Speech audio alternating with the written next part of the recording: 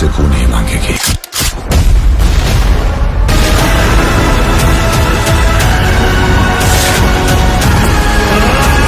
अल्लाह की बनाई हर नायाब चीज पर सिर्फ अलाउद्दीन का हक है।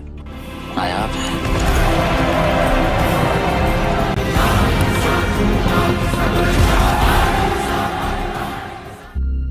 किसी भी फिल्म में 3 किरदार अहम होते हैं, हीरो, हीरोइन और विलन।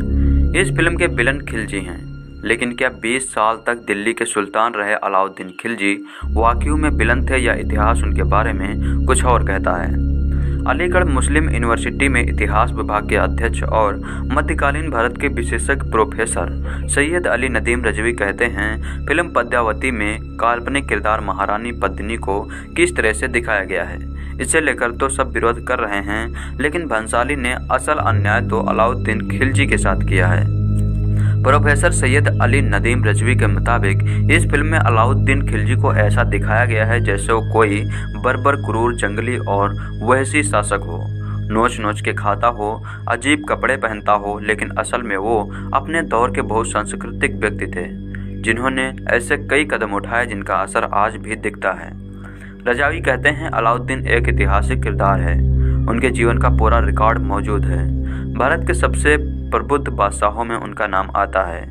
दिल्ली पर तुर्कों की हुकूमत की शुरुआत के बाद में खिलजी वंश ने ही हिंदुस्तान के लोगों को भी हुकूमत में शामिल किया। प्रोफेसर रजवी कहते हैं, खिलजी वंश से पहले दिल्ली पर शासन करने वाले सुल्तान, जिनमें इल्तुतमिश, बलबन और रजिया सुल्तान भी शामिल है, अपनी सरकार में स्थानीय लोगों को शामिल नहीं करते थे, सिर्फ तुर्कों को ही अहम ओहदे दिए जाते थे, इसलिए उसे तुर्क शासन कहा जाता था। रजवी की राय में लेकिन अलाउद्दीन खिलजी के दिल्ली का सुल्तान बनने के साथ ही हिंदुस्तानी लोगों को भी आगे बढ़ाया और स्थानीय लोगों को सरकार में हिस्सेदारी दी। अब सिर्फ तुर्क सरकार नहीं थी, बल्कि हिंदुस्तानी मूल के लोग भी हुकूमत में शामिल थे। प्रोफेसर रजवी कहते हैं, जिस गंगा जमनी तहजीब के लिए हिंदुस्तान मशहूर है और जिसे बाद में अकबर ने आगे बढ़ाया, उसकी शुरुआत अलाउद्दीन खिलजी ने ही की थी। मूल्य नियंत्रक की अलाउद्दीन खिलजी की नीति को उस दौर का चमत्कार कहा जा सकता है। अलाउद्दीन खिलजी ने बाजार में बिकने वाली सभी चीज़ों के दाम नियंत्रित कर दिए थे। जवाहरलाल नेहरू यूनिवर्सिटी में इतिहास के प्रोफेसर नजफ हैदर कहते हैं, बाजार से संबंधित अलाउद्दीन खिलजी की नीतियाँ बहुत मशहूर हैं। उन्होंने न सिर्फ बाजार को नियंत्रित किया था, बल्कि चीज़ों के दाम भी तय कर दिए थे। International journal of applied sciences में प्रकाशित इतिहासकार के लेक्चरर रुचि सोलंकी और बिजनेस एडमिनिस्ट्रेशन के लेक्चरर डॉक्टर मनोज कुमार शर्मा ने के लेख के मुताबिक अलाउद्दीन खिलजी ने अपने दौर में हर चीज़ के दाम तय कर दिए थे। एक उच्च नस्ल का घोड़ा 120 टके में बिकता था, दुधारू भैंस 6 टके में और दुधारू गाय 4 टके में बिकती थी। गेहूँ, चावल, ज्वार आदि के दाम भी निश्चित कर दिए गए थे। तय दाम से अधिक पर बेचने पर सख्त कार्रवाई की जाती थी। उस जमाने के इतिहासकार जियाउद्दीन बर्नी के मुताबिक खिलजी ने दिल्ली में बहुखंडी बाजार संरचना स्थापित की थी, जिसमें अलग अलग चीज़ों के लिए अलग अलग बाजार थे। उदाहरण के तौर पर उद्यानों के लिए अलग बाजार था, कपड़े और तेल और घी जैसे महंगे सामानों के लिए अलग बाजार था और मवेशियों का अलग बाजार था। प्रोफेसर हैदर ये भी मानते हैं कि अलाउद्दीन खिलजी के बाजार में मूल्य नियंत्रित करने की एक बड़ी वजह यह भी है कि उनके पास एक बड़ी सेना थी, जिसे महान मुहैया कराने के लिए उन्होंने दाम निश्चित कर दिए थे। काला बाजारी रोकने के लिए खिलजी ने शाही भंडार शुरू किए थे। इनमें बड़ी मात्रा में खाद्यान्न रखे जाते थे और यही से डीलरों को मुहैया कराए जाते थे, ताकि ये सुनिश्चित किया जा सके कि बाजार में किसी चीज़ की कमी ना हो और काला बाजारी ना की जा सके। किसी भी किसान, व्यापारी या डीलर को तय सीमा से अधिक खाद्यान्न रखने की अनुमति नहीं थी और न ही तय दाम से अधिक पर बेचने की अनुमति। खिलजी जमाखोरों के खिलाफ बेहद सख्त कार्रवाई करते थे।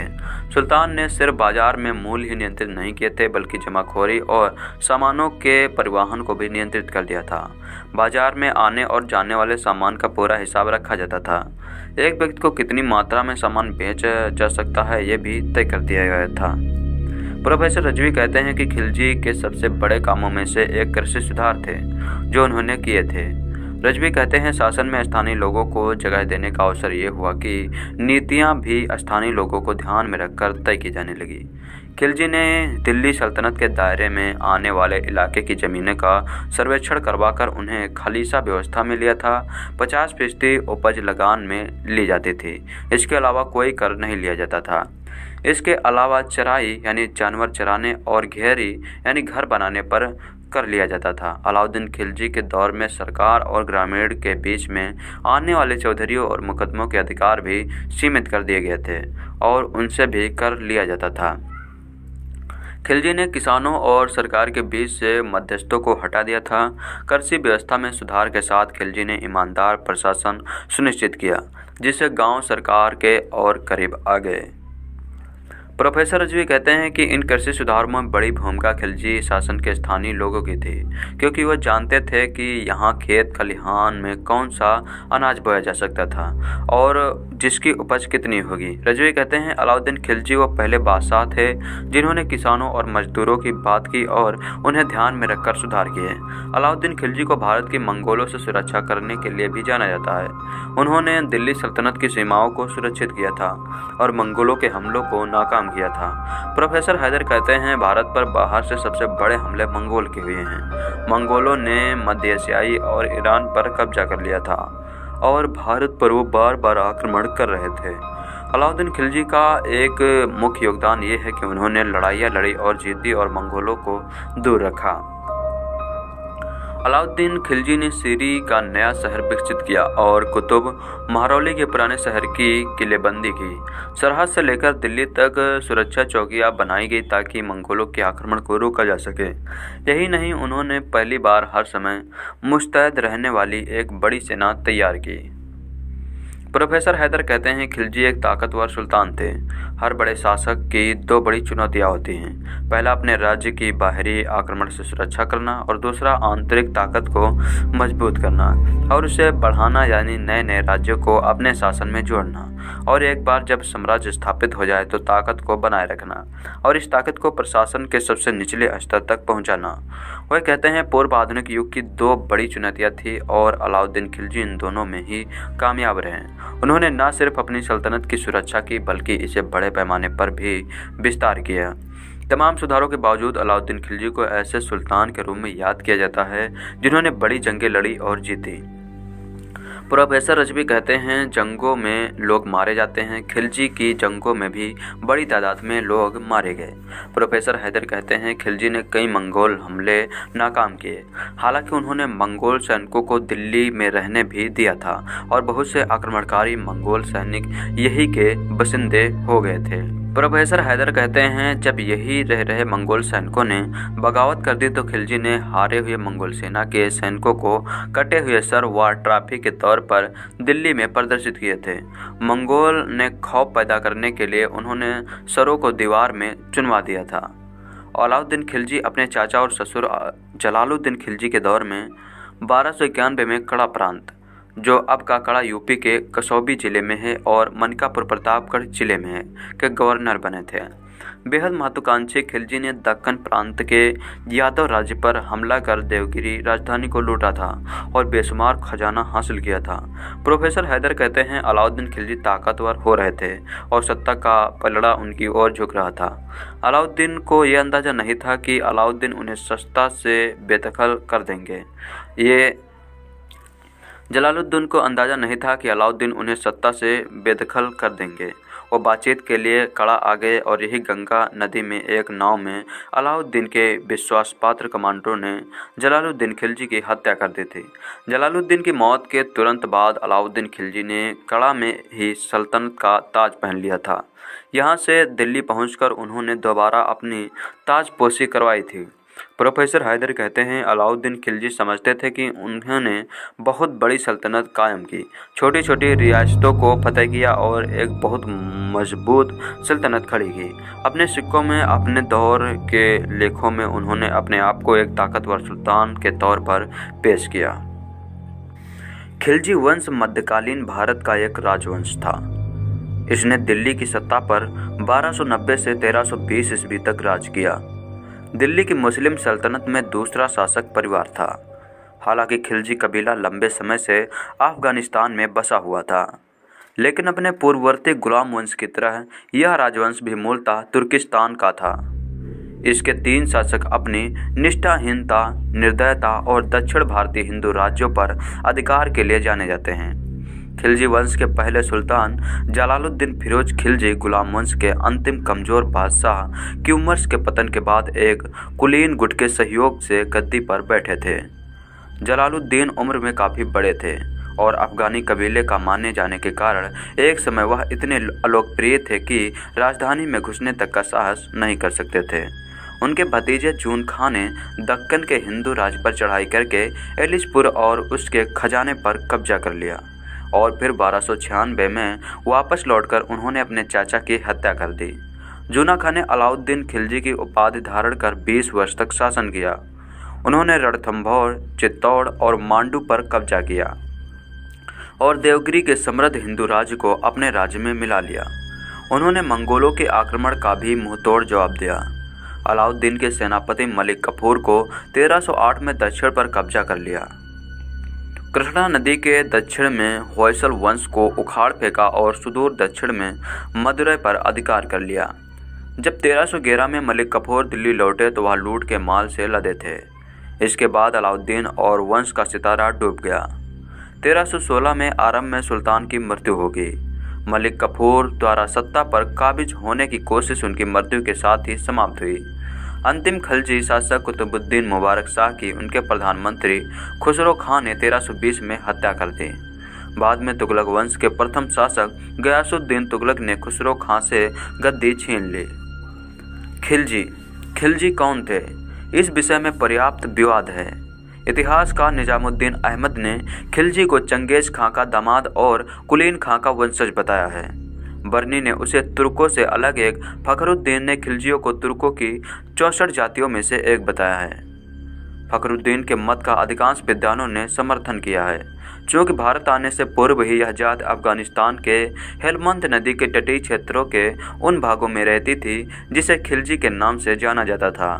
संभवतः इसलिए इस जात को खिलजी कहा गया।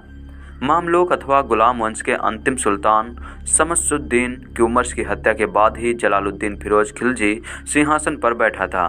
इसलिए इतिहास में खिलजी वंश की स्थापना को खिलजी क्रांति के नाम से भी जाना जाता है।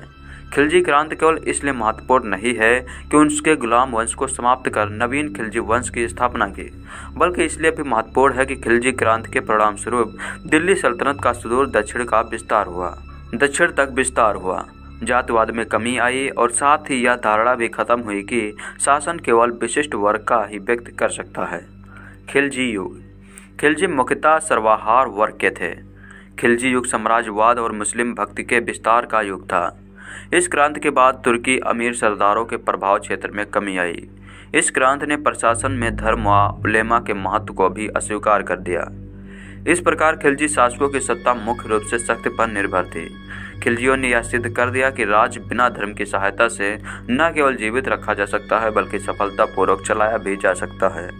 जलालुद्दीन खिलजी द्वारा राजगद्दी संभाल मामलूक राजवंश के अंत और तुर्क गुलाम अभिजात वर्ग के वर्चस्व का द्योतक है। खिलजी वंश को समान तुर्कों का एक कबीला माना जाता है जो उत्तरी भारत पर मुसलमानों की विजय के साथ यहाँ आकर बस गया। जलालुद्दीन खिलजी ने खिलजी वंश की स्थापना की थी। जलालुद्दीन खिलजी ने गुलाम वंश के अंतिम सुल्तान की हत्या करके खिलजियों को दिल्ली का सुल्तान बनाया। खिलजी वंश ने 1290 से 1320 ईस्वी तक राज किया। खिलजी सुल्तानों में अलाउद्दीन खिलजी, जिन्होंने 1296 से 1316 ईस्वी तक राज किया, सबसे प्रसिद्ध और योग्य शासक था। इसके कुल 3 शासक हुए थे।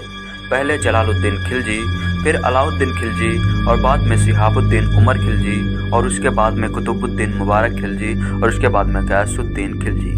अलाउद्दीन खिलजी ने अपने साम्राज्य को दक्षिण की दिशा में बढ़ाया। उसका साम्राज्य कावेरी नदी के दक्षिण तक फैल गया था। उसके शासनकाल में मंगोल आक्रमण भी हुए थे, पर उसने मंगोलों की अपेक्षाकृत कमजोर सेना का डटकर सामना किया। उनके बाद तुगलक वंश का शासन आया। दिल्ली सल्तनत के खिलजी वंश का शासक जलालुद्दीन फिरोज खिलजी, जिन्होंने 1290 से 1296 ईस्वी तक राज किया, खिलजी वंश का संस्थापक था। इसने अपना जीवन एक सैनिक के रूप में शुरू किया था। अपनी योग्यता के बल पर इसने सर-ए-जहांदार शाही अंगरक्षक का पद प्राप्त किया था तथा बाद में समना का सूबेदार बना। कैकबाद ने इसे आरिश-ए-मुमालिल का पद दिया और शाइस्ता खां की बात के साथ सिंहासन पर बिठाया। इसने दिल्ली के बजाय किलो खरी के मध्य एक राज्याभिषेक करवाया। सुल्तान बनते समय अलाउद्दीन की उम्र 70 वर्ष की थी। दिल्ली का वह पहला सुल्तान था जिसकी आंतरिक नीति दूसरों के प्रसन्न करने के सिद्धांत पर थी। राज्याभिषेक एवं उपलब्धियां। जलालुद्दीन ने अपने राज्याभिषेक के 1 वर्ष बाद दिल्ली में प्रवेश किया। उसने अपने पुत्रों को खान खाना, अरकली खां एवं कद्र खां की उपाधि प्रदान की। जलालुद्दीन फिरोज खिलजी ने अपने अल्प शासनकाल में कुछ महत्वपूर्ण उपलब्धियां प्राप्त की। इन उपलब्धियों में उसने अगस्त 1290 में कड़ामा निकपुर के सूबेदार मलिक झज्जू, जिसने सुल्तान गमीसुद्दीन की उपाधि धारण कर अपने नाम के सिक्के चलवाए एवं खुतबा यानी प्रशंसनात्मक रचना पढ़ा के विद्रोह को दबाया। इस अवसर पर कड़ामा की सूबेदारी उसने अपने भतीजे अलाउद्दीन खिलजी को दी।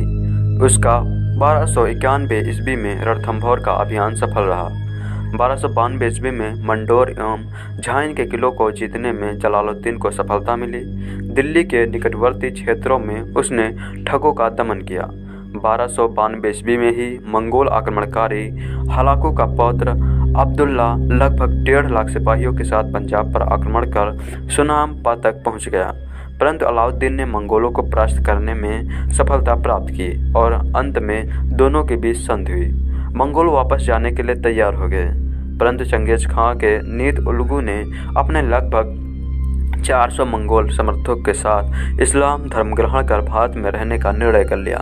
कालांतर में जलालुद्दीन ने उलगू के साथ ही अपनी पुत्री का विवाह किया और साथ ही रहने के लिए दिल्ली के समीप मुगलपुर नाम की बस्ती बसाई गई। बाद में उन्हें ही नवीन मुसलमान के नाम से भी जाना गया। क्रूर व्यक्ति। जलालुद्दीन ने ईरान के धार्मिक फकीरी सीदी मौला को हाथी के पैरों तले कुचलवा दिया था। जलालुद्दीन के शासनकाल में ही उसकी भतीजे अलाउद्दीन खिलजी ने शासक बनने से पूर्व ही 1292 ईस्वी में अपने चाचा की स्वीकृति के बाद बिलसा एवं देवगिरी में लूट मार का काम किया। उस समय देवगिरी को लूटना मुस्लिमों का दक्षिण भारत पर प्रथम आक्रमण था। इन दोनों स्थानों पर लूटमार से अलाउद्दीन को अपार संपत्ति प्राप्त हुई। हत्या। जलालुद्दीन खिलजी की हत्या इसके भतीजे एवं दामाद अलाउद्दीन खिलजी ने अपने भाई अलमास बेग की सहायता से 1296 ईस्वी को कड़ामिनिकपुर यानी इलाहाबाद में की, जिसे बाद में उलूग खां की उपाधि से विभूषित किया गया। इस प्रकार अलाउद्दीन खिलजी ने चाचा की हत्या कर दिल्ली के तख्त पर 22 अक्टूबर 1296 ईस्वी को बलबन के लाल महल में अपना राज्याभिषेक करवाया। जलालुद्दीन खिलजी का शासन उदार निरंकुशता पर आधारित था। अपनी उदार नीति के कारण जलालुद्दीन ने कहा था, मैं एक समृद्ध मुसलमान हूँ और मुसलमान का रक्त बहाना मेरी आदत नहीं है। अमीर खुसरो और इमामी दोनों ने जलालुद्दीन खिलजी को भाग्यवादी व्यक्ति कहा। अलाउद्दीन खिलजी को राज्याभिषेक पर बरनी का कथन है कि शहीद सुल्तान फिरोज खिलजी के कटे मस्तक से अभी रक्त टपक ही रहा था कि शाही चंदोबा अलाउद्दीन खिलजी के सिर पर रख दिया और सुल्तान घोषित कर दिया। मलिक कफूर, जिसे ताज अल-दीन इज्ल-उल-दौला के नाम से भी जाना जाता है, दिल्ली सल्तनत शासक अलाउद्दीन खिलजी के एक प्रमुख अनौपचारिक दास गुलाम जनरल था। इसे अलाउद्दीन के जनरल नुसरत खान द्वारा गुजरात 1299 के आक्रमण के दौरान लाया गया। अलाउद्दीन की सेना के कमांडर के रूप में कपूर ने 1306 में मंगोल आक्रमणकारियों को हराया था। इसके बाद उसने यादव 1308 ईस्वी में, काकटी 1310 ईस्वी में, होसैलस 1311 और पांड्या 1311 के खिलाफ भारत में दक्षिण भाग में एक अभियान की श्रृंखला का नेतृत्व किया था। इन अभियानों के दौरान उसने दिल्ली सल्तनत के लिए बड़ी संख्या में खजाने, हाथी और घोड़े प्राप्त किए थे। 1313 से 1315 के दौरान काफूर देवगिरी के अलाउद्दीन के गवर्नर के रूप में कार्यरत रहा। 1315 ईस्वी में जब अलाउद्दीन गंभीर रूप से बीमार हो गए तब उसे दिल्ली वापस बुला लिया गया और उन्हें नायब यानी वायसराय के रूप में रखा गया। अलाउद्दीन की मृत्यु के बाद उसने अलाउद्दीन के बेटे शिहाबुद्दीन ओमार की सत्ता को हड़पने की कोशिश की। इसके बाद एक गद्दी पर बैठ गए और उनकी सत्ता लगभग 1 महीने तक चली और बाद में अलाउद्दीन के पूर्व अंगरक्षकों ने उनकी हत्या कर दी। तत्पश्चात अलाउद्दीन के बड़े बेटे मुबारक शाह शासक के रूप में सफल हुए, हालांकि बाद में सत्ता का त्याग कर दिया गया। प्रारंभिक जीवन।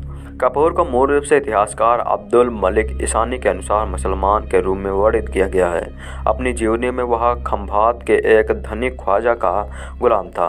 वह एक नपुंसक और शारीरिक सौंदर्य का धनी था जिसे अपने मूल गुरु द्वारा 1000 दिनारों यानी 16 दिनार में खरीदा गया था। इसके बारे में सही से किसी को ज्ञात नहीं है कि कीमत वास्तव में 10,000 दिनार थी। इन बाबूत 1304 से 1399 में काफूर को अल अल्फी यानी 1000 दिनारी के अरबी समकक्ष के द्वारा संदर्भित किया है, जिसके भुगतान की कीमत के संदर्भ में इब्न बातून का मानना है कि सुल्तान अलाउद्दीन खिलजी द्वारा काफूर के लिए खुद से दी गई राशि का उल्लेख करती है। गुजरात के 1299 के आक्रमण के दौरान अलाउद्दीन के जनरल नुसरत खान द्वारा काफूर को बाद का शहर खंभात से कब्जा कर लिया था और बाद में नुसरत खान ने दिल्ली में सुल्तान अलाउद्दीन के सामने पेश किया था। अलाउद्दीन की सेवा में काफूर के शुरुआती कैरियर के बारे में कुछ नहीं पता है। 14वीं शताब्दी के अब्दुल मलिक ईसामी के अनुसार अलाउद्दीन ने काफूर का समर्थन किया क्योंकि उनके सलाहकार ने हमेशा इस अवसर के लिए उन्हें उपयुक्त साबित किया था। इसके बाद इस स्थिति में काफूर तेजी से आगे बढ़ता गया। मुख्यतः एक बुद्धिमान परामर्शदाता और सैन्य कमांडर के रूप में उनकी सिद्ध क्षमता के कारण 1306 ईस्वी तक काफूर ने रैंक बारबेस का आयोजन किया, जिसका उपयोग एक चैम्बरलेन नामक एक सैन्य कमांडर के रूप में किया जाता था। 1309 से 1310 तक उन्होंने वर्तमान में पैपरी, जो कि वर्तमान में हरियाणा में इकट्ठा प्रशासनिक अनुदान का आयोजन किया। हिंदुस्तान का इतिहास रोचक किस्सों से भरा हुआ है। वो किस्से जिन्हें सुनकर चौंक जाओ। ऐसा ही एक किस्सा है जब 36 दिन तक हिंदुस्तान का बादशाह एक ट्रांसजेंडर था। नाम था मलिक काफूर। इसके सुल्तान बनने का समय बहुत ही कम था, मगर काफूर को कई वजहों से इतिहास में जाना जाता है। कहा तो यह भी जाता है कि काफूर हिंदुस्तान के इतिहास का सबसे बड़ा क्रिमिनल कॉन्स्पिरेटर था जो सुल्तान भी बना। मार्च और अप्रैल में फागुन की तारीफ में तमाम गीत और कविताएं लिखी जाती हैं। 14वीं शताब्दी में इन्हीं महीनों में मलिक काफूर का खौफ दिल्ली और हिंदुस्तान को दहला रहा था। काफूर के बारे में मुस्लिम इतिहासकार गयासुद्दीन बरनी, अमेरिकी स्कॉलर वेंडी डागिंग और आदित्य बहल की किताब लव स्टबल मैजिक में काफ़ी विस्तार से लिखा गया है। क्यों है मलिक काफूर खास? मलिक काफूर ने अलाउद्दीन के जनरल के तौर पर तमिलनाडु तक जीत दर्ज की। काफूर इतनी बड़ी जीत दर्ज करने वाला पहला सेना नायक है। काफूर ने ही वरंगल के अभियान में कोहिनूर हीरा लूटा। हिंदुस्तान के इतिहास में कोहिनूर का जिक्र यही से शुरू होता है। कौन था मलिक काफूर? 1297 ईस्वी में अलाउद्दीन खिलजी ने गुजरात पर चढ़ाई की। इतिहासकार बरनी के अनुसार इस अभियान में गुजरात में पाटन के राजा कर सिंह ने भागकर पड़ोस के राज्य में शरण ली, मगर कर सिंह की रानी कमला देवी को सेना ने गिरफ्तार करके सुल्तान खिलजी के सामने पेश किया। खिलजी ने कमला देवी से शादी करके उन्हें हरम में भेज दिया। यह किसी मुसलमान बादशाह से हिंदू रानी राजकुमारी की पहली शादी थी। इसी दौरान खिलजी की नज़र एक खूबसूरत जवान लड़के मलिक मानिक पर पड़ी। खिलजी ने उस गुलाम को लाने वाले को 1000 दिनार दिए और मनिक ने बाध्य बनकर अपने पास रख लिया। उसे नया नाम दिया मलिक काफूर। काफूर और खिलजी। काफूर को देखते ही खिलजी का खास बन गया। उसकी मिलिट्री स्किल्स के चलते खिलजी साम्राज्य दिल्ली सल्तनत का सबसे बड़ा साम्राज्य बन गया। साथ ही खिलजी के साथ काफूर से प्रेम संबंध भी थे। अपनी तेज़ी से हुई तरक्की के चलते काफूर ने बाकी के सरदारों को अपना दुश्मन बना लिया। ऊपर से ऐसे कई लोग भी थे जो एक ऐसे वजीर से हुक्म लेना पसंद नहीं करते थे जो मर्द नहीं था। खुद हार कर भी जीतने वाले का पूरा खजाना ले लिया। काफूर मिलिट्री स्किल्स के साथ साथ कूटनीति में भी माहिर था।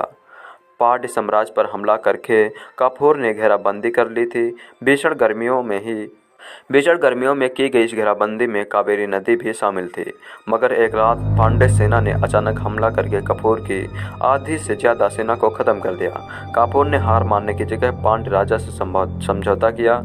अगर राजा वीर पांड्य उसे वापस जाने दे तो अपने कब्जे में आए मीनाक्षी मंदिर और शहर को छोड़ देगा। कमजोर सेना के साथ ही अगर राजा वीर पांड्यन उसे वापस जाने दे तो अपने कब्जे में आए मीनाक्षी मंदिर और शहर को छोड़ देगा।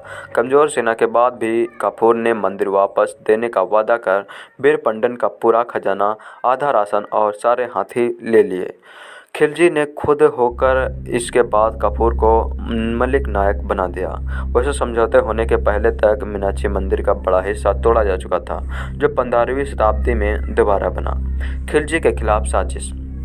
काफूर की ख्वाहिशें बढ़ती जा रही थी। खिलजी के बीमार पड़ने पर उसने सुल्तान को नज़रबंद कर दिया।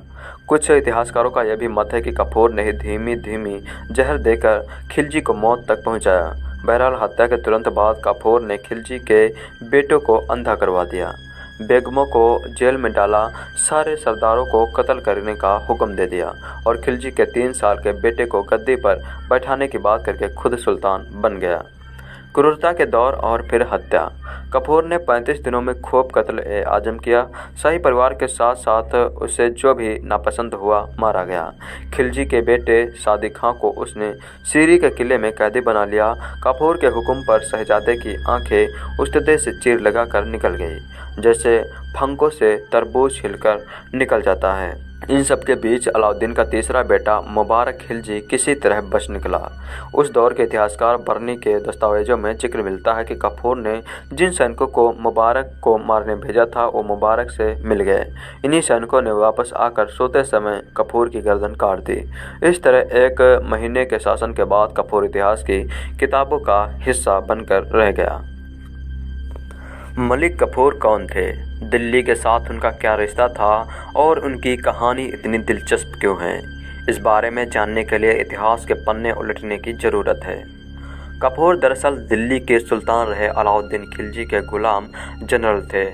इतिहास की किताबों में लिखा गया है, खिलजी के जनरल रहे नुसरत खान ने गुजरात पर चढ़ाई के दौरान उन्हें पकड़ा और गुलाम बनाया। इसके बाद वो लगातार तरक्की की सीढ़ियाँ चढ़ते गए।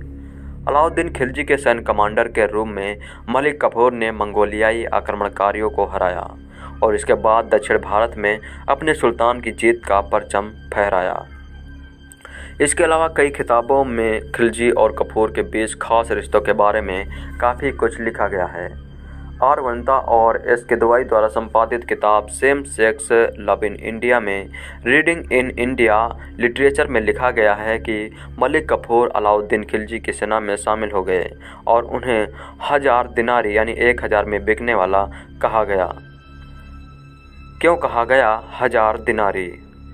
इस किताब के मुताबिक खिलजी ने काफूर को मलिक नायब नियुक्त किया। सुल्तान मोहम्मद इब्न तुगलक के साथ के तौर पर काम करने वाले बरानी खिलजी के अंतिम दिनों का ब्यौरा देते हुए लिखते हैं, उन 4-5 साल में जब सुल्तान अपनी यादाश्त खो रहे थे तो मलिक नायाब के साथ गहरी मोहब्बत में डूब गए। उन्होंने सरकार और नौकरियों का सारा नियंत्रण उसके हाथ में दे दिया। एक गुलाम की सल्तनत में इतनी तेज़ी से तरक्की की सीढ़ियाँ चढ़ने की क्या वजह थी? क्या काफूर ट्रांसजेंडर थे और क्या वाकई खिलजी काफूर के बीच जिस्मानी रिश्ते हुआ करते थे? इस बारे में BBC हिंदी ने इतिहासकारों से बातचीत की। भारत के मशहूर मुगलकालीन इतिहासकार हरबंश मुखिया का कहना है कि उस दौर में गुलामों का ताकतवर होना कोई हैरानी पैदा करने वाला तथ्य नहीं है। उन्होंने कहा, काफूर गुलाम थे, लेकिन वहाँ पर गुलाम के मायने आज जैसे नहीं थे। गुलाम होना बुरा क्यों नहीं था? उन्होंने कहा, बादशाह का गुलाम होना बड़ी इज्जत की बात थी। वो बड़ा ऊंचा स्थान होता था। उस दौर में दरबारी लोग खुद को बंदा या दरगाह कहते थे, यानी वो दरगाह के गुलाम हैं। दरगाह के मायने यहाँ कोर्ट या दरबार से हैं। मुखिया के मुताबिक गुलाम शब्द सामने आने पर जहन में करीब और दबे हुए व्यक्ति की छवि होती है, लेकिन ऐसा नहीं था। उन्होंने कहा, बलबन यानी गियासुद्दीन बलबन भी गुलाम हुआ करता था और बाद में जाकर तखनसीन हुआ। गुलाम होना कोई हिकारत की बात नहीं होती थी। उन्होंने कहा काफूर गुलाम थे और तरक्की की सीढ़ियां चढ़ने में कोई हैरानी नहीं है। काफूर बादशाह नहीं बने लेकिन बलबन बादशाह भी रहे। बादशाह का गुलाम होने का मतलब यही होता है कि बादशाह उसे बहुत करीब से देख सकता है, परख सकता है, जिस्मानी रिश्ते थे या नहीं। इतिहासकार ने कहा गुलामों में सबसे बड़ी क्वालिटी होती है उनका लड़ना होना। इतिहासकार ने कहा गुलामों में सबसे बड़ी क्वालिटी होती है उनका लड़का होना, कि वो कितना बहादुर वॉरियर है और दूसरा ये कि वो कितना वफादार है। काफूर में ये दोनों क्वालिटी थी। खिलजी के लिए वो बहुत अहम हो गए थे क्योंकि काफूर ने ही दक्कनी हिस्से में सुल्तान की तरफ से कोई जंग नहीं लड़ी और जीती भी। क्या काफूर ट्रांसजेंडर थे जैसा कि कई जगह पढ़ने को मिलता है? मुखिया ने कहा नहीं, वो ये नहीं थे। और क्या खिलजी काफूर के बीच जिस्मानी रिश्ते थे? इस पर उन्होंने कहा इसके बीच जिस्मानी रिश्तों की बात होती है, लेकिन इनसे ज़्यादा खिलजी के बेटे मुबारक खिलजी और खुसरो खान के बीच ऐसे रिश्ते होने की बात ज़्यादा होती है। खुसरो खान कुछ वक्त के लिए बादशाह भी रहा था। अमीर खुसरो ने इसका जिक्र किया है। फिल्मों में कुछ भी दिखाया जाता है। उन्होंने कहा ना तो कपूर ट्रांसजेंडर थे और ना ही खिलजी के साथ उनके ऐसे रिश्ते रहे हैं। फिल्म में ऐसा दिखाने की खबरें उठ रही हैं। इस प्रकार उन्होंने कहा देखिए फिल्मों में तो कुछ भी दिखाया जा सकता है। जोधा अकबर पर फिल्म बना दी गई जबकि जोधा थी ही नहीं। फिल्मों में कुछ दिखाया जाता है, उनका इतिहास से कोई ताल्लुक नहीं होता है। कुछ इस तरह की बातें दूसरे इतिहासकार भी करते हैं। रिश्ते थे लेकिन रोमांटिक नहीं। जेएनयू के मुगलकालीन इतिहास के प्रोफेसर नजफ हैदर का कहना है कि सुल्तान के दौर में कमेंटेटर रहे गियासुद्दीन बरनी ने खिलजी के बारे में काफ़ी तखलीदी लिखा है, लेकिन इनके बावजूद काफूर में ऐसे रिश्ते के बारे में कहीं भी जिक्र नहीं मिलता। उन्होंने कहा दोनों के बीच करीबी रिश्ते जरूर थे लेकिन वो रोमांटिक रिश्ते नहीं थे। काफूर के ट्रांसजेंडर होने की बात पर हैदर का रुख हरबंत मुखिया से अलग है। उन्होंने कहा काफूर हिजड़ा ही थे और ये बात सच है। इन लोगों के नाम इस बात की पहचान होते हैं। क्या काफूर हिजड़ा थे? हैदर के मुताबिक उस दौर में काफूर हिजड़ों के ही नाम हुआ करते थे। तब जिन लोगों को ट्रांसन से हिजड़ा बनाया जाता था तो उनकी 3 श्रेणियाँ हुआ करती थी। उन कैटेगरी के हिसाब से ऐसा नाम मिलता था। आप देखेंगे कि इतिहास की कई कहानियों में रोमांस का किस्सा जोड़ा गया है, जैसा कि रजिया सुल्तान के मामले में भी देखने को मिलता है। ऐसा इसलिए किया जाता था ताकि मज़ा बरकरार रहे और बढ़ जाए। मलिक काफूर ने गुलाम से मजबूत सैन्य कमांडर बनने तक का सफ़र कैसे पूरा किया? इस पर हैदर कहते हैं ये उस समय की प्रथा थी। गुलाम खरीदकर उन्हें ट्रेन किया जाता था और फिर मिलिट्री कमांडर बनाया जाता था। वफादारी बहुत अहम होती थी और वो वफादार थे। हालांकि भावर लाल द्विवेदी की किताब evolution of educates thoughts in India में खिलजी और काफूर के रिश्ते के बारे में काफ़ी तल्ख राय रखी गई है। इसमें लिखा गया है कि के.एस. अशरफ बताते हैं कि सुल्तान अलाउद्दीन खिलजी और मलिक काफूर खिलजी के बेटे मुबारक शाह और खुसरो खान के बीच जिस्मानी रिश्ते थे। दिल्ली सल्तनत के खिलजी वंश का शासक कुतुबुद्दीन मुबारक खिलजी ने सन 1316 ईस्वी से 1320 ईस्वी तक दिल्ली में शासन किया। इसके एक विश्वास पात्र वजीर खुसरो खान ने इसकी हत्या 15 अप्रैल 1320 ईस्वी को करके सिंहासन पर कब्जा कर लिया। कुतुबुद्दीन मुबारक खिलजी 19 अप्रैल 1316 ईस्वी को दिल्ली के सिंहासन पर बैठा था। उसने 1316 ईस्वी से 1320 ईस्वी तक राज किया। गद्दी पर बैठने के बाद ही उसने देवगिरी के राजा हरपाल देव पर चढ़ाई की और युद्ध में विजय हुआ। बाद में इस क्रूर शासक ने हरपाल देव को बंदी बनाकर उनकी खाल उधार दी और अपने शासनकाल में उसने गुजरात के विद्रोह का भी दमन किया था। अपनी इन विजयों के कारण ही उसका दिमाग फिर गया और वह अपना समय सुरा तथा सुंदरियों में बिताने लगा। वह विश्व हिंदू धर्म का परिवर्तन मुसलमान था एवं कहा जाता है कि इस्लाम खतरे में है। इससे इन विजयों के अतिरिक्त इन किसी भी विजय का वर्णन नहीं मिलता है। कुतुबुद्दीन मुबारक खिलजी ने अपने सैनिकों को 6 माह का अग्रिम वेतन दिया। विद्वानों एवं महत्वपूर्ण व्यक्तियों की छीनी गई जागीरें उन्हें वापस कर दी। अलाउद्दीन खिलजी की कठोर दंड व्यवस्था एवं बाजार नियंत्रण आदि व्यवस्था को उसने समाप्त कर दिया था। कुतुबुद्दीन मुबारक खिलजी को नग्न स्त्री पुरुषों की संगत पसंद थी। अपनी इसी संगत के कारण कभी कभी वह राज दरबार में स्त्री का वस्त्र पहनकर आना जाना था। अपनी इसी संगत के कारण कभी कभी वह राज दरबार में स्त्री का वस्त्र पहनकर आ जाता था। बरनी के अनुसार मुबारक कभी कभी नग्न होकर दरबारियों के बीच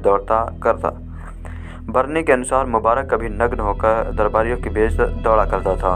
उससे उल इमाम एवं खिलाफत उल्लाह की उपाधियां धारण की थी।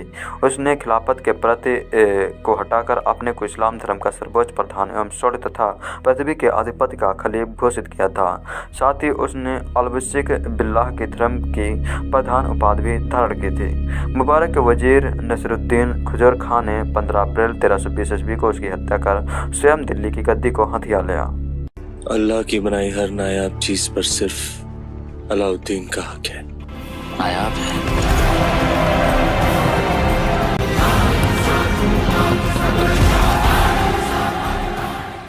अलाउद्दीन खिलजी दिल्ली सल्तनत के खिलजी वंश का दूसरा शासक था।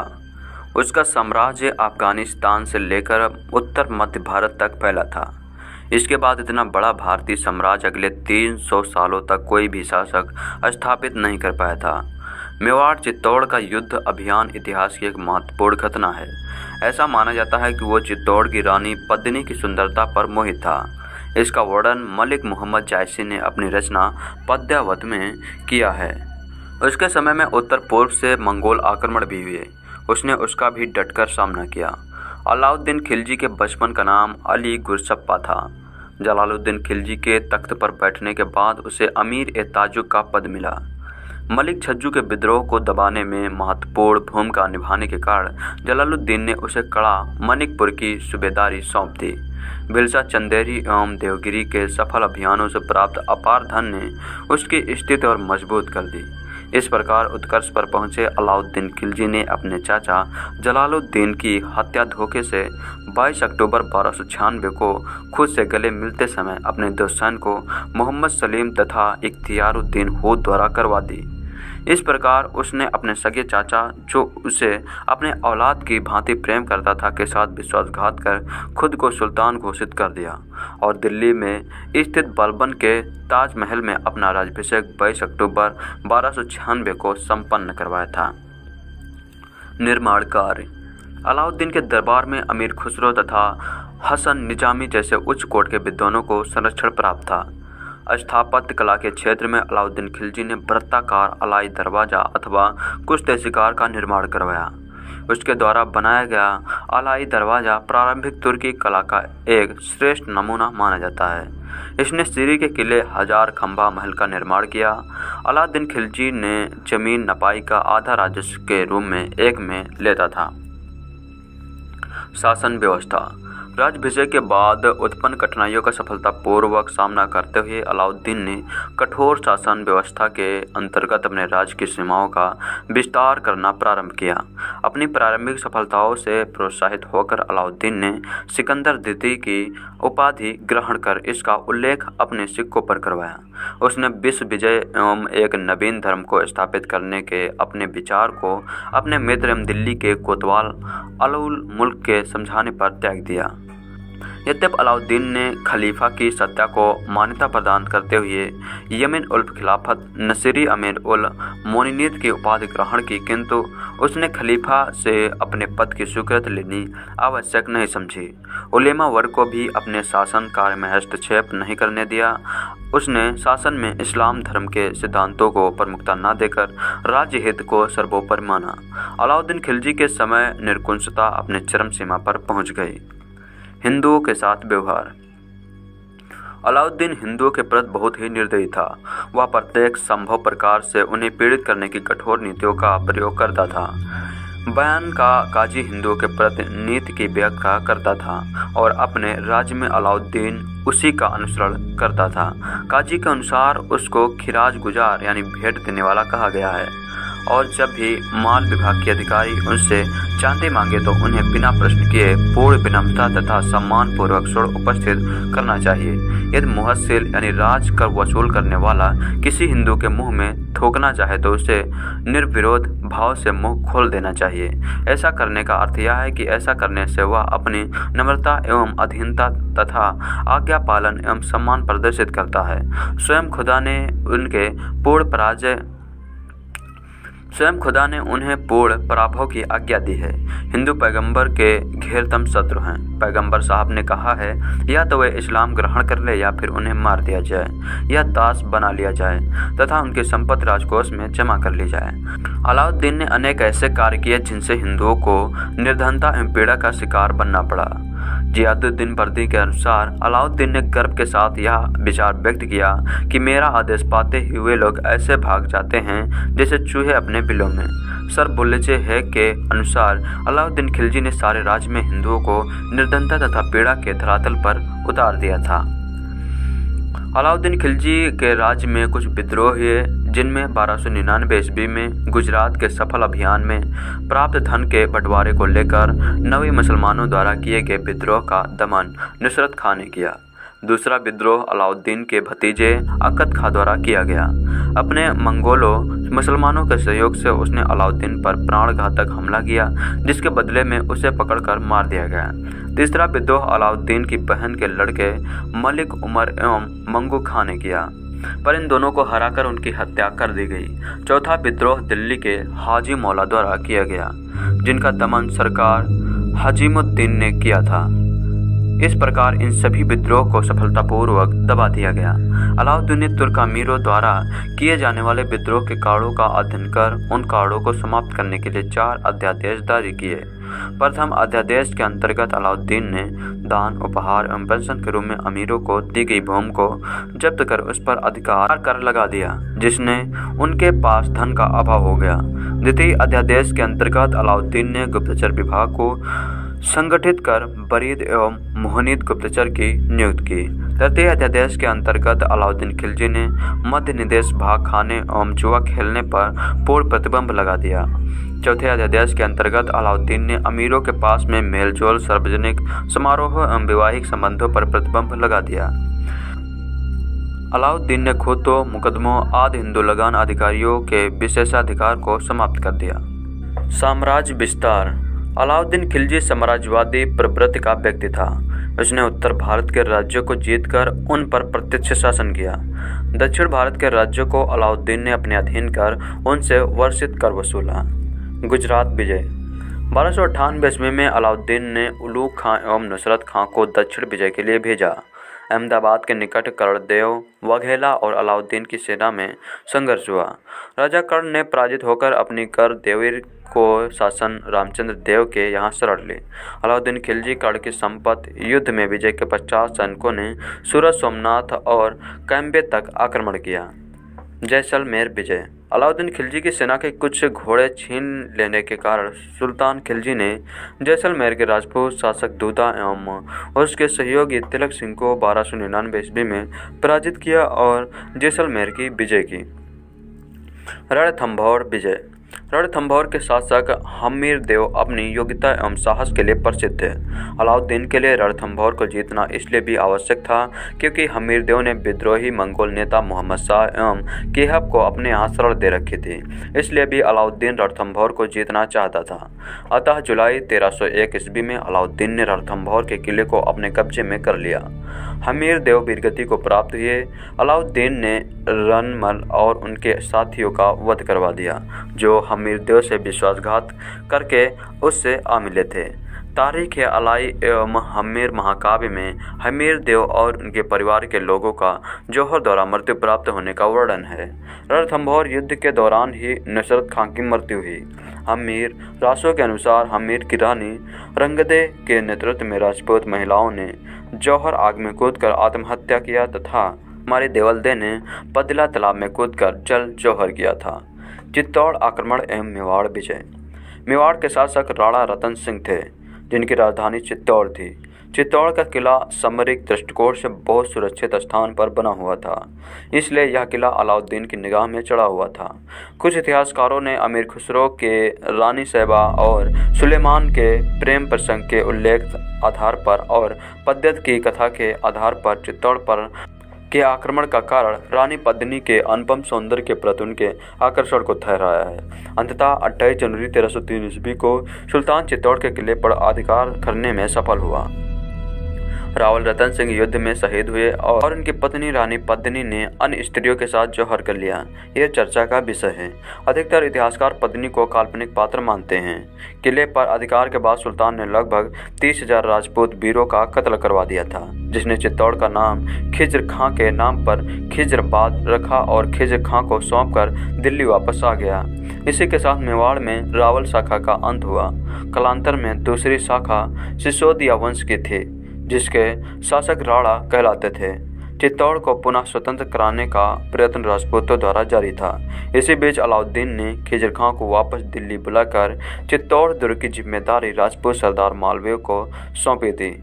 अलाउद्दीन की मृत्यु के पश्चात मुहिलौद राजवंश के हमीरदेव ने मुगलदेव पर आक्रमण कर 1321 ईस्वी में चित्तौड़ सहित पूरे मेवाड़ को आज़ाद करवा दिया। इस तरह अलाउद्दीन की मृत्यु के बाद चित्तौड़ एक बार फिर स्वतंत्र हो गया। शौक मथुरा अभियान।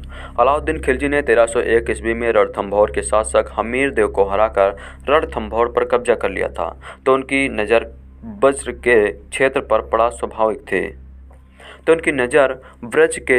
पड़ना स्वाभाविक थी। अपने साम्राज्य विस्तार नीति के तहत उसने रणथंभौर के अपने प्रशासन उलुग खान के नेतृत्व में खौजगढ़ यानी मथुरा सेना भेजी। खौजगढ़ मथुरा के जगह इसका अन्य ही कारण बताते हैं। इसके अनुसार अलाउद्दीन खिलजी की एक सैनिक टुकड़ी जो किसी सैनिक अभियान के बाद गोवर्धन से गुजर रही थी, इस टुकड़ी ने गोवर्धन के मंदिरों को नुकसान पहुंचाया था। तब महाराजा नाहर सिंह ने सैनिक टुकड़ी भेजकर सभी खिलजी सैनिकों को मौत के घाट उतरवा दिया था। इस घटना से क्रोधित होकर अलाउद्दीन ने शौकगढ़ पर हमला किया। यह हमला सन 1304 ईस्वी के आसपास हुआ था।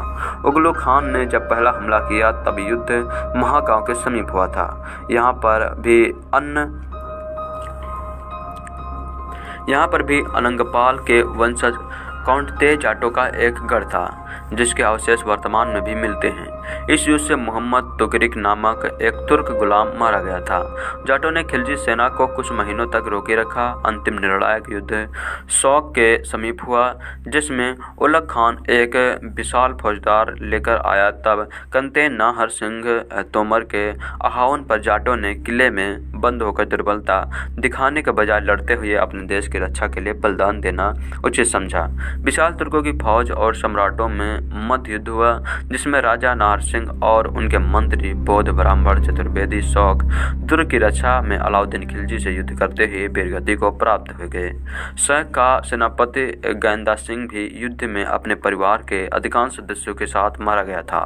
गेंदा सिंह गढ़ सुनसारा खेड़े का अधिपति था। सेनापति गेंदा सिंह की मृत्यु के बाद तोमर सिंह बड़ौद के मेहरपाल तोमर के कुछ समय के लिए युद्ध का संचालन किया और यह वीर अंतिम सांस तक लड़ता हुआ वीरगति को प्राप्त हुआ। अलाउद्दीन खिलजी ने वज्र के मंदिरों को नष्ट किया। वज्र की सांस्कृतिक यात्रा नामक पुस्तक के लेख को प्रभुदयाल मित्तल के अनुसार संत घाट पर बने गढ़ मंदिर को अलाउद्दीन खिलजी ने ही तोड़ा था। यह घटना इस युद्ध के समय की है।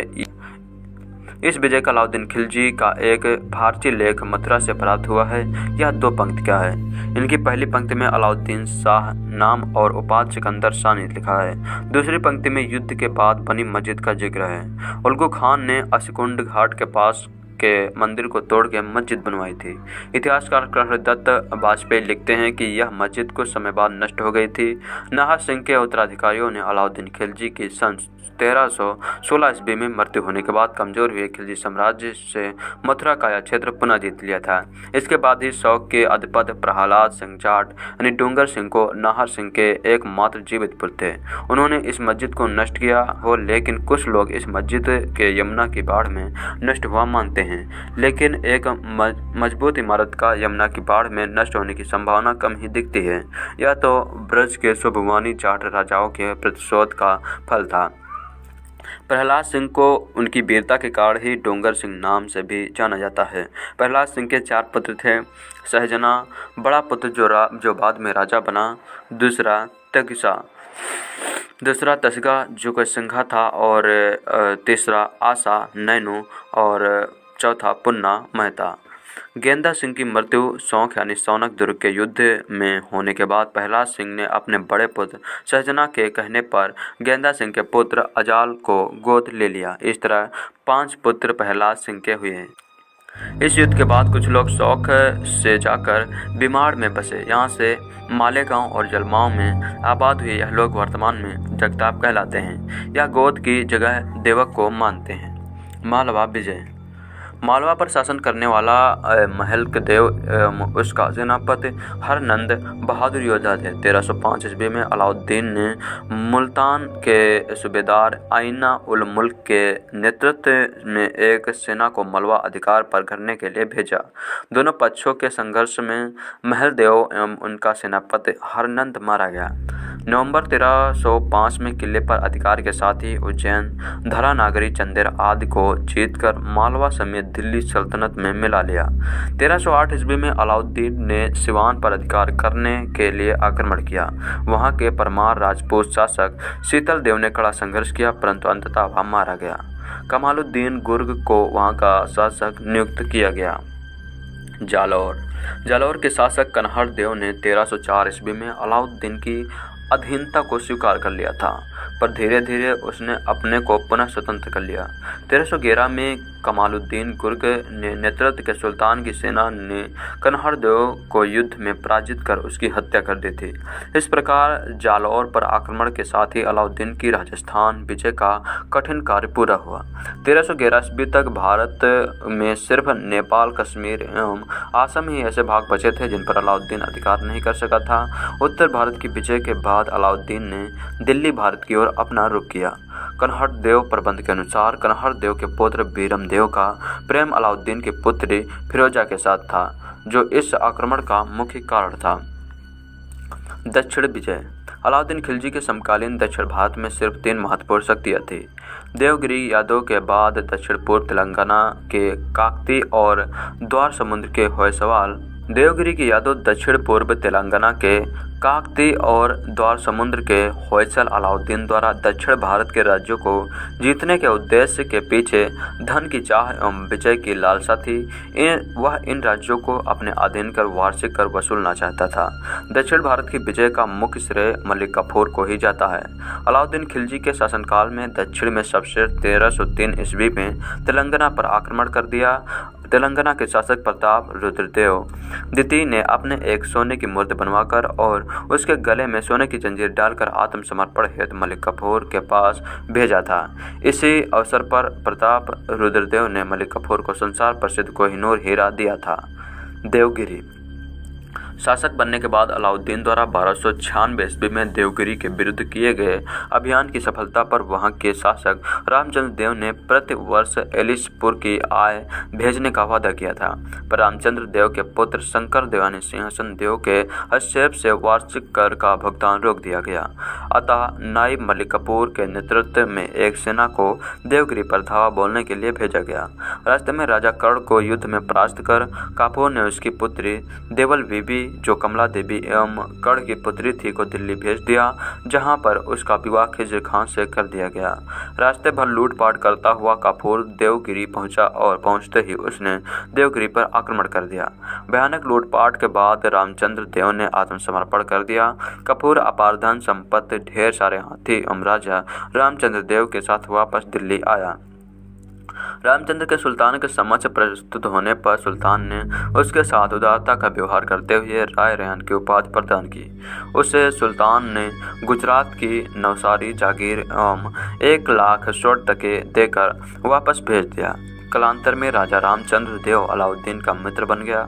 जब मलिक काफूर द्वार समुद्र विजय के लिए जा रहा था तो रामचंद्र देव ने उसकी भरपूर सहायता की थी। तेलंगाना में काकतीय वंश के राजा राज करते थे। तात्की तेलंगाना का शासक प्रताप रुद्रदेव था, जिसकी राजधानी वारंगल थी। नवंबर 1309 में मलिक काफूर तेलंगाना के लिए रवाना हुआ। रास्ते में रामचंद्र देव ने मलिक काफूर की सहायता की। काफूर ने हीरो की खानों के जिले असीरगढ़ यानी मेरागढ़ के मार्ग से तेलंगाना में प्रवेश किया। 1310 ईस्वी में काफूर अपनी सेना के साथ वारंगल पहुंचा। प्रताप रुद्रदेव ने अपनी सोने की मूर्ति बनवाकर गले में एक सोने की जंजीर डालकर आत्मसमर्पण स्वरूप काफूर के साथ भेजा। साथ ही 100 हाथी, 700 घोड़े, अपार धनराशि एवं वार्षिक कर देने के वायदे के साथ अलाउद्दीन खिलजी की अधीनता स्वीकार की। होयसल का शासक वीर बल्लाल द्वितीय था। इसकी राजधानी द्वारसमुंद थी। 1310 ईस्वी में मलिक काफूर ने होयसल के लिए प्रस्थान किया। इस प्रकार 1311 ईस्वी में साधारण युद्ध के पश्चात बल्लाल देव ने आत्मसमर्पण कर अलाउद्दीन की अधीनता ग्रहण कर ली। उसने बाबर के अभियान में काफूर की सहायता की थी। सुल्तान अलाउद्दीन ने बल्लाल देव को खिलात एक मुकुट, छत्र एवं 10 लाख टके की थैली भेंट की थी। सुल्तान अलाउद्दीन ने बल्लाल देव को खिलात एक मुकुट, छत्र एवं 10 लाख टके की थैली भेंट की थी।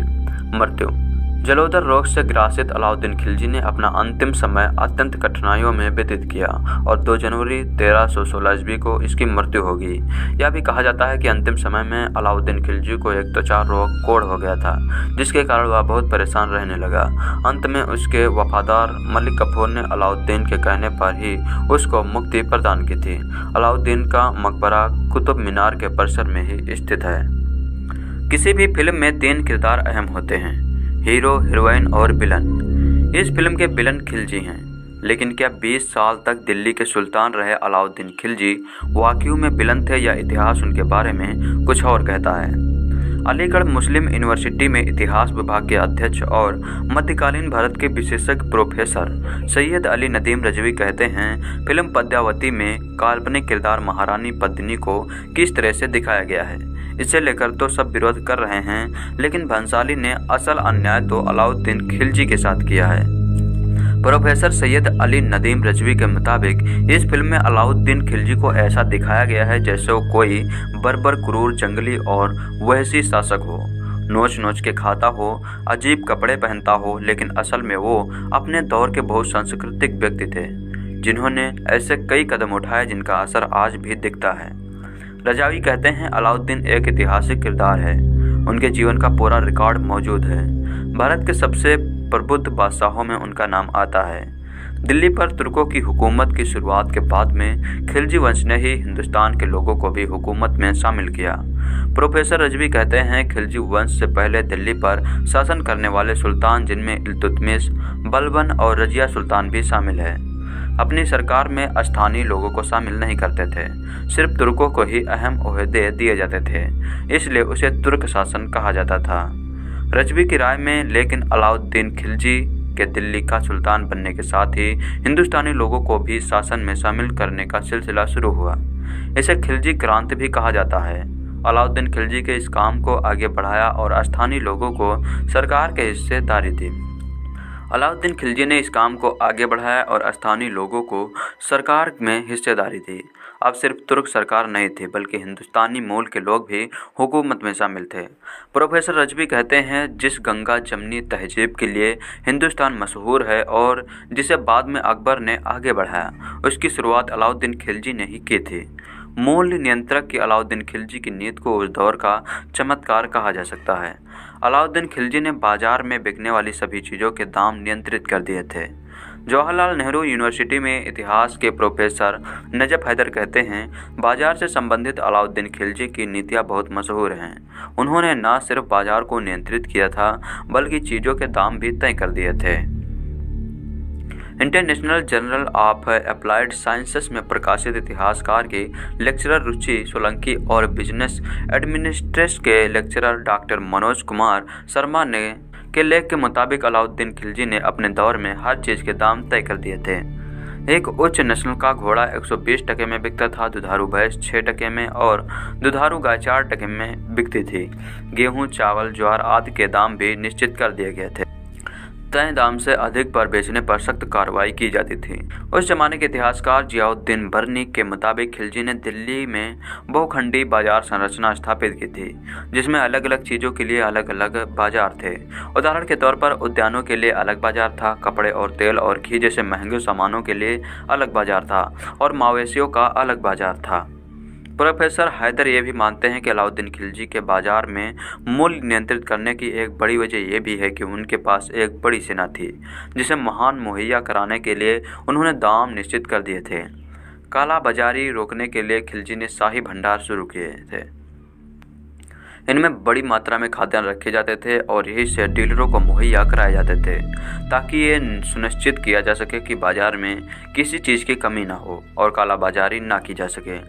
किसी भी किसान, व्यापारी या डीलर को तय सीमा से अधिक खाद्यान्न रखने की अनुमति नहीं थी और न ही तय दाम से अधिक पर बेचने की अनुमति। खिलजी जमाखोरों के खिलाफ बेहद सख्त कार्रवाई करते थे। सुल्तान ने सिर्फ बाजार में मूल्य ही नियंत्रित नहीं किए थे, बल्कि जमाखोरी और सामानों के परिवहन को भी नियंत्रित कर दिया था। बाजार में आने और जाने वाले सामान का पूरा हिसाब रखा जाता था। एक व्यक्ति को कितनी मात्रा में सामान बेचा जा सकता है, ये भी तय कर दिया गया था। प्रोफेसर रजवी कहते हैं कि खिलजी के सबसे बड़े कामों में से एक कृषि सुधार थे जो उन्होंने किए थे। रजवी कहते हैं शासन में स्थानीय लोगों को जगह देने का अवसर ये हुआ कि नीतियां भी स्थानीय लोगों को ध्यान में रखकर तय की जाने लगी। खिलजी ने दिल्ली सल्तनत के दायरे में आने वाले इलाके की ज़मीनें का सर्वेक्षण करवाकर उन्हें खालिसा व्यवस्था में लिया था। 50% उपज लगान में ली जाती थी। इसके अलावा कोई कर नहीं लिया जाता था। इसके अलावा चराई यानी जानवर चराने और घेरी यानी घर बनाने पर कर लिया जाता था। अलाउद्दीन खिलजी के दौर में सरकार और ग्रामीण के बीच में आने वाले चौधरियों और मुकदमों के अधिकार भी सीमित कर दिए गए थे और उनसे भी कर लिया जाता था। खिलजी ने किसानों और सरकार के बीच से मध्यस्थों को हटा दिया था। कृषि व्यवस्था में सुधार के साथ खिलजी ने ईमानदार प्रशासन सुनिश्चित किया, जिससे गांव सरकार के और करीब आ गए। प्रोफेसर रजवी कहते हैं कि इन कृषि सुधारों में बड़ी भूमिका खिलजी शासन के स्थानीय लोगों की थी, क्योंकि वह जानते थे कि यहाँ खेत खलिहान में कौन सा अनाज बोया जा सकता था और जिसकी उपज कितनी होगी। रजवी कहते हैं अलाउद्दीन खिलजी वो पहले बादशाह थे जिन्होंने किसानों और मजदूरों की बात की और उन्हें ध्यान में रखकर सुधार किए। अलाउद्दीन खिलजी को भारत की मंगोलों से सुरक्षा करने के लिए भी जाना जाता है।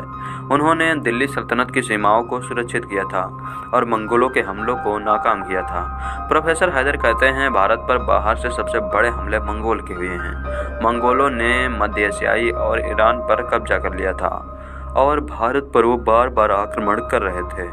अलाउद्दीन खिलजी का एक मुख्य योगदान ये है कि उन्होंने लड़ाइयाँ लड़ी और जीती और मंगोलों को दूर रखा।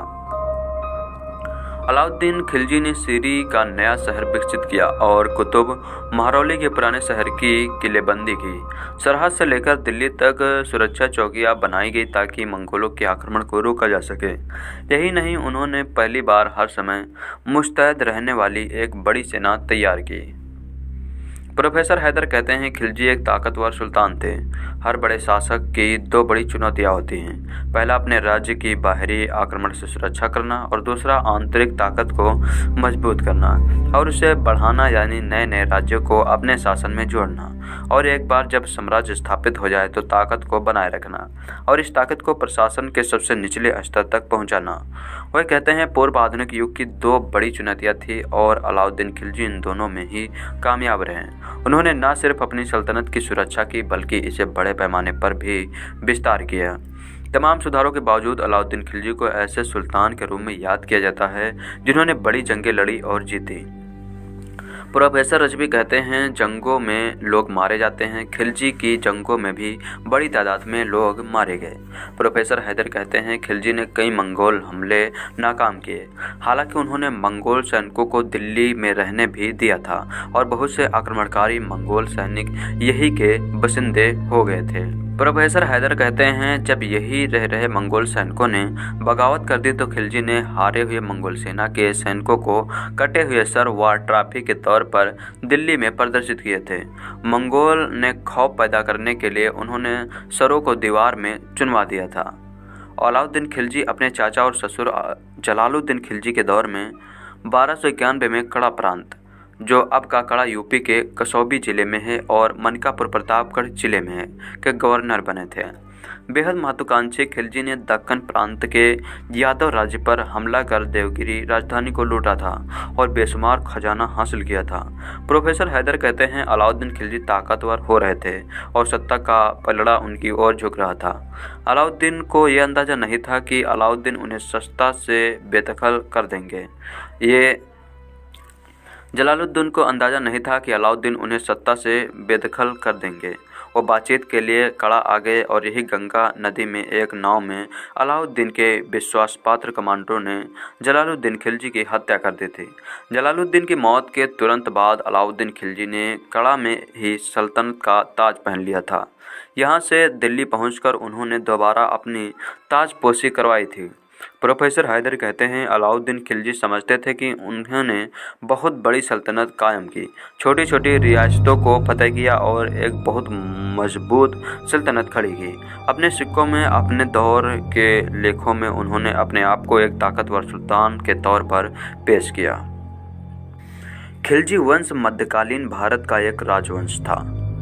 इसने दिल्ली की सत्ता पर 1290 से 1320 ईस्वी तक राज किया। दिल्ली की मुस्लिम सल्तनत में दूसरा शासक परिवार था।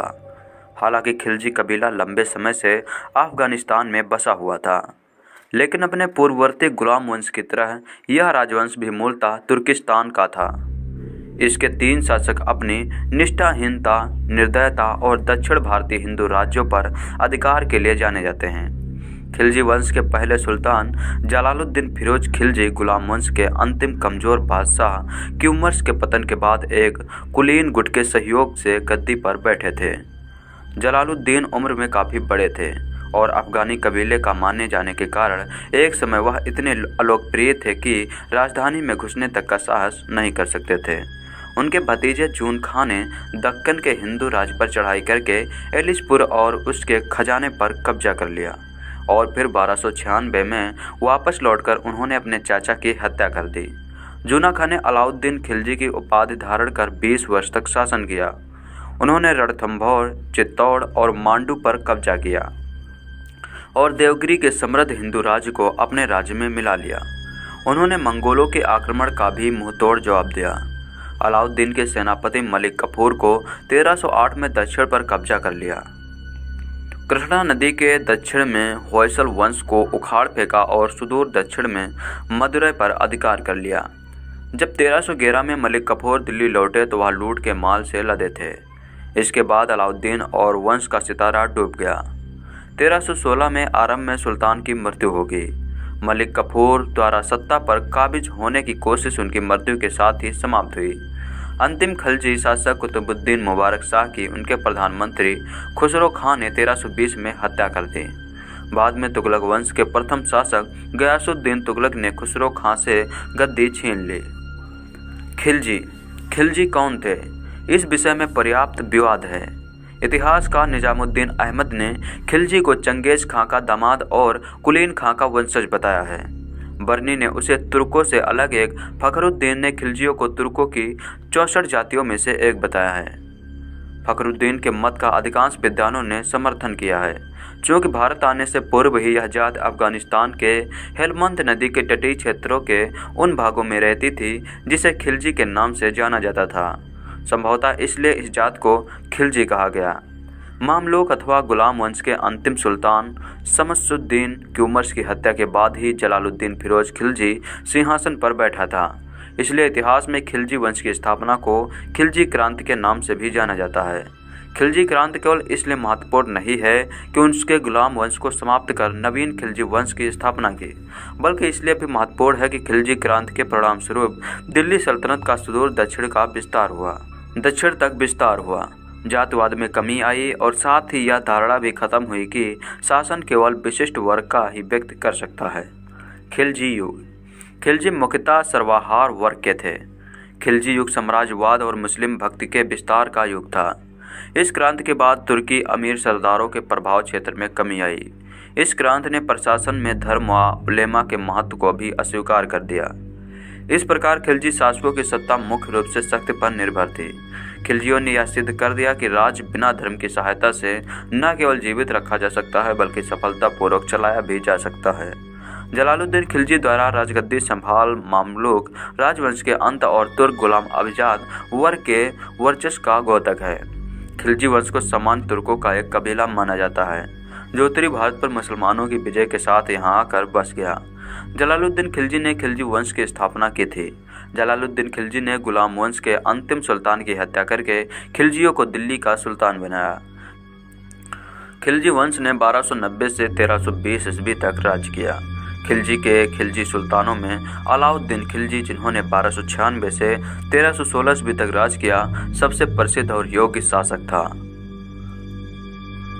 इसके कुल 3 शासक हुए थे।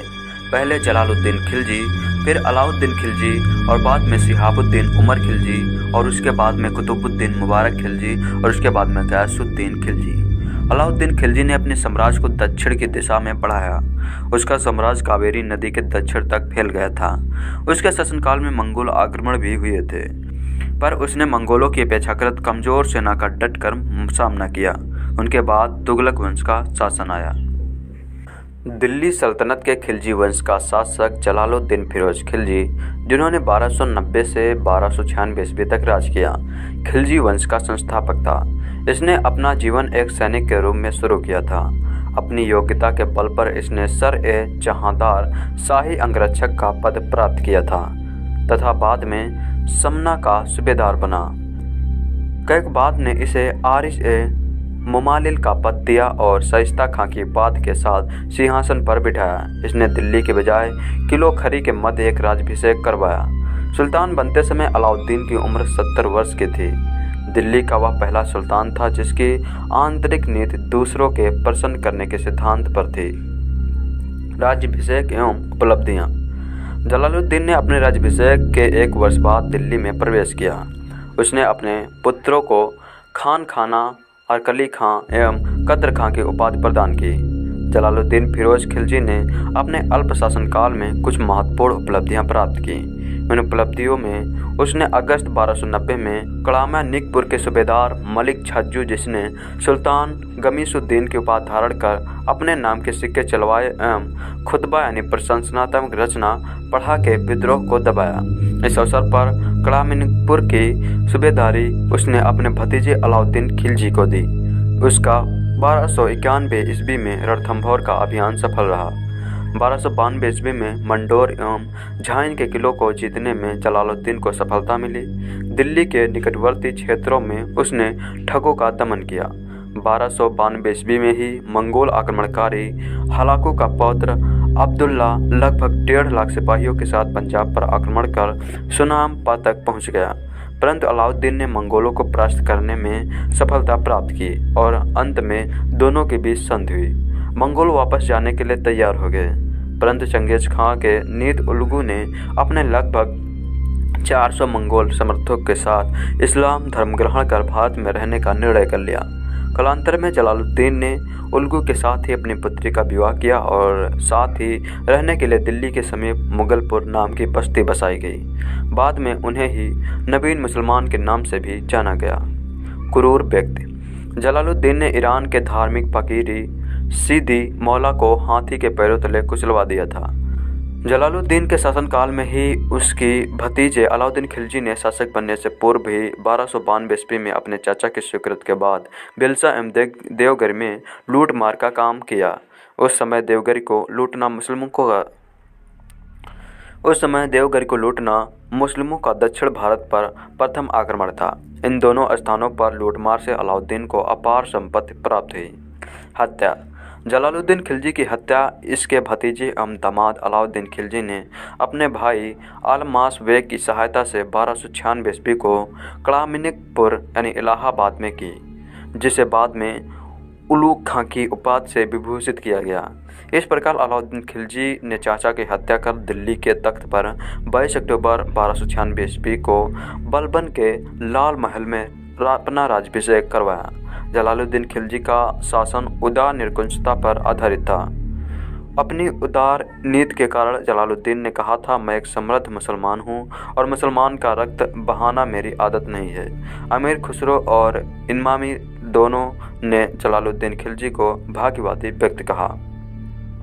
अलाउद्दीन खिलजी को राज्याभिषेक पर बरनी का कथन है कि शहीद सुल्तान फिरोज खिलजी के कटे मस्तक से अभी रक्त टपक ही रहा था कि शाही चंदोबा अलाउद्दीन खिलजी के सिर पर रख दिया और सुल्तान घोषित कर दिया।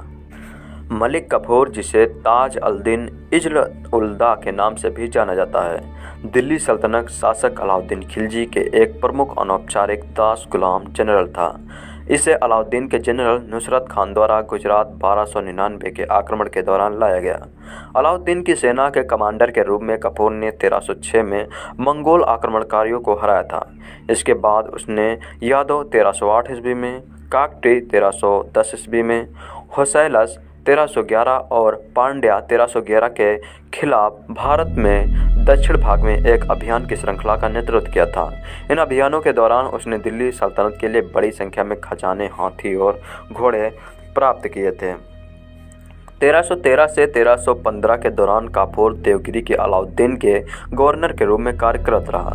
1315 ईस्वी में जब अलाउद्दीन गंभीर रूप से बीमार हो गए तब उसे दिल्ली वापस बुला लिया गया और उन्हें नायब यानी वायसराय के रूप में रखा गया। अलाउद्दीन की मृत्यु के बाद उसने अलाउद्दीन के बेटे शिहाबुद्दीन ओमार की सत्ता को हड़पने की कोशिश की। इसके बाद एक गद्दी पर बैठ गए और उनकी सत्ता लगभग 1 महीने तक चली और बाद में अलाउद्दीन के पूर्व अंगरक्षकों ने उनकी हत्या कर दी। तत्पश्चात अलाउद्दीन के बड़े बेटे मुबारक शाह शासक के रूप में सफल हुए, हालांकि बाद में सत्ता का त्याग कर दिया गया। प्रारंभिक जीवन। कपूर को मूल रूप से इतिहासकार अब्दुल मलिक ईसानी के अनुसार मुसलमान के रूप में वर्णित किया गया है। अपनी जीवनी में वह खंभात के एक धनिक ख्वाजा का गुलाम था। वह एक नपुंसक और शारीरिक सौंदर्य का धनी था, जिसे अपने मूल गुरु द्वारा 1000 दिनारों यानी 16 दिनार में खरीदा गया था। इसके बारे में सही से किसी को ज्ञात नहीं है कि कीमत वास्तव में 10,000 दिनार थी। इन बाबूत 1304 से 1399 में कपूर को अल-अल्फी यानी 1000 दिनारी के अरबी समकक्ष के द्वारा संदर्भित किया है, जिसके भुगतान की कीमत के संदर्भ में इब्न बातून का मानना है कि सुल्तान अलाउद्दीन खिलजी द्वारा कपूर के लिए खुद से दी गई राशि का उल्लेख करती है। गुजरात के 1299 के आक्रमण के दौरान अलाउद्दीन के जनरल नुसरत खान द्वारा कपूर को बाद का शहर खंभात से कब्जा कर लिया था और बाद में नुसरत खान ने दिल्ली में सुल्तान अलाउद्दीन के सामने पेश किया था। अलाउद्दीन की सेवा में कपूर के शुरुआती कैरियर के बारे में कुछ नहीं पता है। 14वीं शताब्दी के अब्दुल मलिक ईसामी के अनुसार अलाउद्दीन ने कपूर का समर्थन किया क्योंकि उनके सलाहकार ने हमेशा इस अवसर के लिए उन्हें उपयुक्त साबित किया था। इसके बाद इस स्थिति में कपूर तेजी से आगे बढ़ता गया। मुख्यतः एक बुद्धिमान परामर्शदाता और सैन्य कमांडर के रूप में उनकी सिद्ध क्षमता के कारण 1306 ईस्वी तक कपूर ने रैंक बारबेज का आयोजन किया, जिसका उपयोग एक चैम्बरलेन नामक एक सैन्य कमांडर के रूप में किया जाता था। 1309 से 1310 तक उन्होंने वर्तमान में पैपरी, जो कि वर्तमान में हरियाणा में, इकट्ठा प्रशासनिक अनुदान का आयोजन किया। हिंदुस्तान का इतिहास रोचक किस्सों से भरा हुआ है। वो किस्से जिन्हें सुनकर चौंक जाओ। ऐसा ही एक किस्सा है जब 36 दिन तक हिंदुस्तान का बादशाह एक ट्रांसजेंडर था। नाम था मलिक कफूर। इसके सुल्तान बनने का समय बहुत ही कम था, मगर कफूर को कई वजहों से इतिहास में जाना जाता है। कहा तो यह भी जाता है कि कफूर हिंदुस्तान के इतिहास का सबसे बड़ा क्रिमिनल कॉन्स्पिरेटर था जो सुल्तान भी बना। मार्च और अप्रैल में फागुन की तारीफ में तमाम गीत और कविताएं लिखी जाती हैं। 14वीं शताब्दी में इन्हीं महीनों में मलिक कफूर का खौफ दिल्ली और हिंदुस्तान को दहला रहा था। कफूर के बारे में मुस्लिम इतिहासकार गयासुद्दीन बरनी, अमेरिकी स्कॉलर वेंडी डागिंग और आदित्य बहल की किताब लव स्टबल मैजिक में काफ़ी विस्तार से लिखा गया है। क्यों है मलिक कफूर खास? मलिक कफूर ने अलाउद्दीन के जनरल के तौर पर तमिलनाडु तक जीत दर्ज की। कफूर इतनी बड़ी जीत दर्ज करने वाला पहला सेना नायक है। कफूर ने ही वरंगल के अभियान में कोहिनूर हीरा लूटा। हिंदुस्तान के इतिहास में कोहिनूर का जिक्र यही से शुरू होता है। कौन था मलिक कफूर? 1297 ईस्वी में अलाउद्दीन खिलजी ने गुजरात पर चढ़ाई की। इतिहासकार बरनी के अनुसार इस अभियान में गुजरात में पाटन के राजा कर सिंह ने भागकर पड़ोस के राज्य में शरण ली। मगर कर्ण सिंह की रानी कमला देवी को सेना ने गिरफ्तार करके सुल्तान खिलजी के सामने पेश किया। खिलजी ने कमला देवी से शादी करके उन्हें हरम में भेज दिया।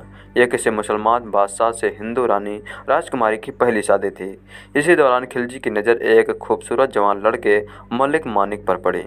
खिलजी ने उस गुलाम को लाने वाले को 1000 दिनार दिए और मनिक ने बाध्य बनकर अपने पास रख लिया।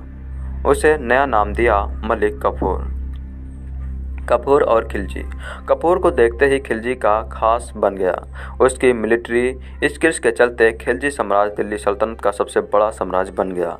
साथ ही खिलजी के साथ कपूर से प्रेम संबंध भी थे। अपनी तेजी से हुई तरक्की के चलते कपूर ने बाकी के सरदारों को अपना दुश्मन बना लिया। ऊपर से ऐसे कई लोग भी थे जो एक ऐसे वजीर से हुक्म लेना पसंद नहीं करते थे जो मर्द नहीं था। खुद हार कर भी जीतने वाले का पूरा खजाना ले लिया। कपूर मिलिट्री स्किल्स के साथ साथ कूटनीति में भी माहिर था। पारडी साम्राज्य पर हमला करके कपूर ने घेराबंदी कर ली थी। भीषण गर्मियों में की गई इस घेराबंदी में कावेरी नदी भी शामिल थी। मगर एक रात पांड्य सेना ने अचानक हमला करके कपूर की आधी से ज़्यादा सेना को ख़त्म कर दिया। कपूर ने हार मानने की जगह पांड्य राजा से समझौता किया। अगर राजा वीर पांड्य उसे वापस जाने दे तो अपने कब्जे में आए मीनाक्षी मंदिर और शहर को छोड़ देगा। कमजोर सेना के साथ ही अगर राजा वीर पांड्यन उसे वापस जाने दे तो अपने कब्जे में आए मीनाक्षी मंदिर और शहर को छोड़ देगा। कमजोर सेना के बाद भी कपूर ने मंदिर वापस देने का वादा कर वीर पांड्यन का पूरा खजाना, आधा राशन और सारे हाथी ले लिए। खिलजी ने खुद होकर इसके बाद कपूर को मलिक नायक बना दिया। वैसे समझौते होने के पहले तक मीनाक्षी मंदिर का बड़ा हिस्सा तोड़ा जा चुका था, जो 15वीं शताब्दी में दोबारा बना। खिलजी के खिलाफ साजिश। कपूर की ख्वाहिशें बढ़ती जा रही थी। खिलजी के बीमार पड़ने पर उसने सुल्तान को नज़रबंद कर दिया। कुछ इतिहासकारों का यह भी मत है कि कपूर ने धीमी धीमी जहर देकर खिलजी को मौत तक पहुंचाया। बहरहाल हत्या के तुरंत बाद कपूर ने खिलजी के बेटों को अंधा करवा दिया, बेगमों को जेल में डाला, सारे सरदारों को कत्ल करने का हुक्म दे दिया और खिलजी के 3 साल के बेटे को गद्दी पर बैठाने की बात करके खुद सुल्तान बन गया। क्रूरता के दौर और फिर हत्या। कपूर ने 35 दिनों में खूब कत्ल आजम किया। शाही परिवार के साथ साथ उसे जो भी नापसंद हुआ मारा गया। खिलजी के बेटे सादिक खां को उसने सीरी के किले में कैदी बना लिया। कपूर के हुक्म पर शहजादे की आंखें उस्तदे से चीर लगाकर निकल गई, जैसे फंकों से तरबूज छिलकर निकल जाता है। इन सब के बीच अलाउद्दीन का तीसरा बेटा मुबारक खिलजी किसी तरह बच निकला। उस दौर के इतिहासकार बर्नी के दस्तावेजों में जिक्र मिलता है कि कपूर ने जिन सैनिकों को मुबारक को मारने भेजा था वो मुबारक से मिल गए। इन्हीं सैनिकों ने वापस आकर सोते समय कपूर की गर्दन काट दी। इस तरह 1 महीने के शासन के बाद कपूर इतिहास की किताबों का हिस्सा बनकर रह गया। मलिक कफूर कौन थे, दिल्ली के साथ उनका क्या रिश्ता था और उनकी कहानी इतनी दिलचस्प क्यों है, इस बारे में जानने के लिए इतिहास के पन्ने उलटने की ज़रूरत है। कफूर दरअसल दिल्ली के सुल्तान रहे अलाउद्दीन खिलजी के गुलाम जनरल थे। इतिहास की किताबों में लिखा गया है, खिलजी के जनरल रहे नुसरत खान ने गुजरात पर चढ़ाई के दौरान उन्हें पकड़ा और गुलाम बनाया। इसके बाद वो लगातार तरक्की की सीढ़ियाँ चढ़ते गए। अलाउद्दीन खिलजी के सैन्य कमांडर के रूप में मलिक कफूर ने मंगोलियाई आक्रमणकारियों को हराया और इसके बाद दक्षिण भारत में अपने सुल्तान की जीत का परचम फहराया। इसके अलावा कई किताबों में खिलजी और कफूर के बीच खास रिश्तों के बारे में काफ़ी कुछ लिखा गया है।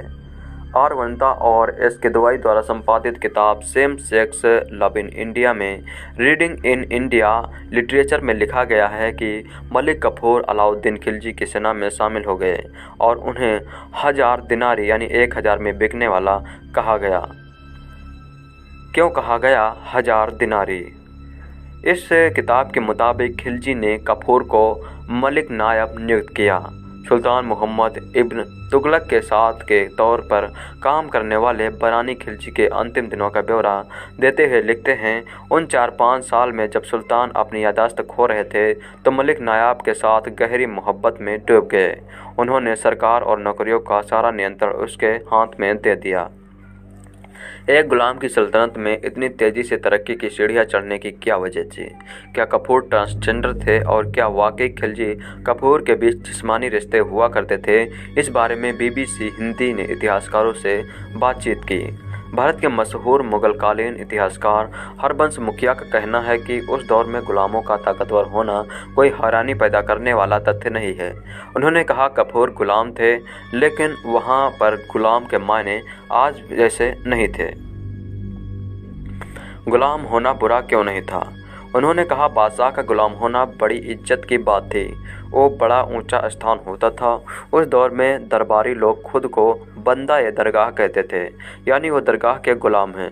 दरगाह के मायने यहाँ कोर्ट या दरबार से हैं। मुखिया के मुताबिक गुलाम शब्द सामने आने पर जहन में करीब और दबे हुए व्यक्ति की छवि होती है, लेकिन ऐसा नहीं था। उन्होंने कहा, बलबन यानी गियासुद्दीन बलबन भी गुलाम हुआ करता था और बाद में जाकर तखनसेन हुआ। गुलाम होना कोई हिकारत की बात नहीं होती थी। उन्होंने कहा, काफूर गुलाम थे और तरक्की की सीढ़ियाँ चढ़ने में कोई हैरानी नहीं है। काफूर बादशाह नहीं बने, लेकिन बलबन बादशाह भी रहे। बादशाह का गुलाम होने का मतलब यही होता है कि बादशाह उसे बहुत करीब से देख सकता है, परख सकता है, जिस्मानी रिश्ते थे या नहीं। इतिहासकार ने कहा, गुलामों में सबसे बड़ी क्वालिटी होती है उनका लड़ना होना।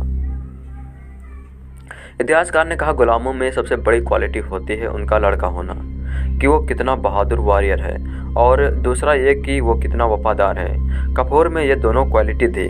खिलजी के लिए वो बहुत अहम हो गए थे, क्योंकि कपूर ने ही दक्कनी हिस्से में सुल्तान की तरफ से कोई जंग नहीं लड़ी और जीती भी। क्या कपूर ट्रांसजेंडर थे, जैसा कि कई जगह पढ़ने को मिलता है? मुखिया ने कहा, नहीं, वो ये नहीं थे। और क्या खिलजी कपूर के बीच जिस्मानी रिश्ते थे?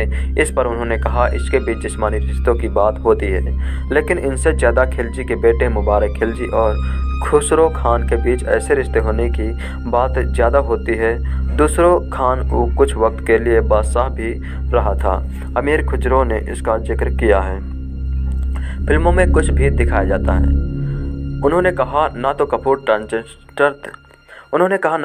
ट्रांसजेंडर थे और ना ही खिलजी के साथ उनके ऐसे रिश्ते रहे हैं। फिल्म में ऐसा दिखाने की खबरें उठ रही हैं। इस प्रकार उन्होंने कहा, देखिए, फिल्मों में तो कुछ भी दिखाया जा सकता है। जोधा अकबर पर फिल्म बना दी गई, जबकि जोधा थी ही नहीं। फिल्मों में कुछ दिखाया जाता है, उनका इतिहास से कोई ताल्लुक नहीं होता है। कुछ इस तरह की बातें दूसरे इतिहासकार भी करते हैं। रिश्ते थे लेकिन रोमांटिक नहीं।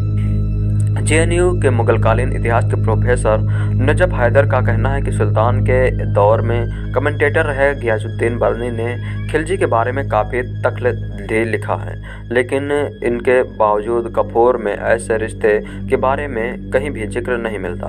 उन्होंने कहा, दोनों के बीच करीबी रिश्ते जरूर थे, लेकिन वो रोमांटिक रिश्ते नहीं थे। कपूर के ट्रांसजेंडर होने की बात पर हैदर का रुख हरबंश मुखिया से अलग है। उन्होंने कहा, कपूर हिजड़ा ही थे और ये बात सच है। इन लोगों के नाम इस बात की पहचान होते हैं। क्या कपूर हिजड़ा थे? हैदर के मुताबिक उस दौर में कपूर हिजड़ों के ही नाम हुआ करते थे। तब जिन लोगों को ट्रांसन से हिजड़ा बनाया जाता था तो उनकी 3 श्रेणियाँ हुआ करती थी। उन कैटेगरी के हिसाब से ऐसा नाम मिलता था। आप देखेंगे कि इतिहास की कई कहानियों में रोमांस का किस्सा जोड़ा गया है, जैसा कि रजिया सुल्तान के मामले में भी देखने को मिलता है। ऐसा इसलिए किया जाता था ताकि मज़ा बरकरार रहे और बढ़ जाए। मलिक कफूर ने गुलाम से मजबूत सैन्य कमांडर बनने तक का सफ़र कैसे पूरा किया, इस पर हैदर कहते हैं, ये उस समय की प्रथा थी। गुलाम खरीदकर उन्हें ट्रेन किया जाता था और फिर मिलिट्री कमांडर बनाया जाता था।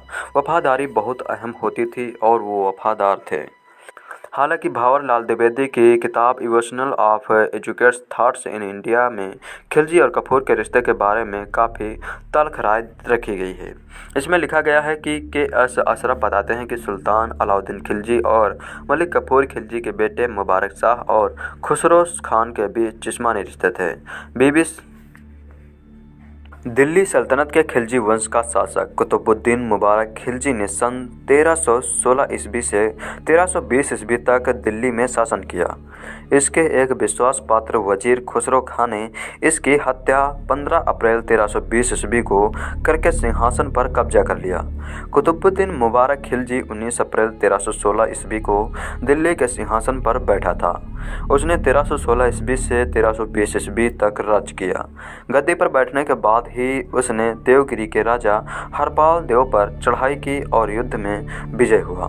बाद में इस क्रूर शासक ने हरपाल देव को बंदी बनाकर उनकी खाल उधार दी और अपने शासनकाल में उसने गुजरात के विद्रोह का भी दमन किया था। अपनी इन विजयों के कारण ही उसका दिमाग फिर गया और वह अपना समय सुरा तथा सुंदरियों में बिताने लगा। वह विश्व हिंदू धर्म का परिवर्तन मुसलमान था एवं कहा जाता है कि इस्लाम खतरे में है। इससे इन विजयों के अतिरिक्त इन किसी भी विजय का वर्णन नहीं मिलता है। कुतुबुद्दीन मुबारक खिलजी ने अपने सैनिकों को 6 माह का अग्रिम वेतन दिया। विद्वानों एवं महत्वपूर्ण व्यक्तियों की छीनी गई जागीरें उन्हें वापस कर दी। अलाउद्दीन खिलजी की कठोर दंड व्यवस्था एवं बाजार नियंत्रण आदि व्यवस्था को उसने समाप्त कर दिया था। कुतुबुद्दीन मुबारक खिलजी को नग्न स्त्री पुरुषों की संगत पसंद थी। अपनी इसी संगत के कारण कभी कभी वह राज दरबार में स्त्री का वस्त्र पहनकर आना जाना था।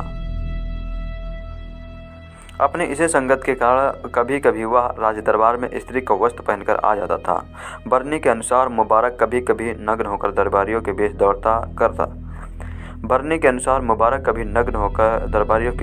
दौड़ा करता था।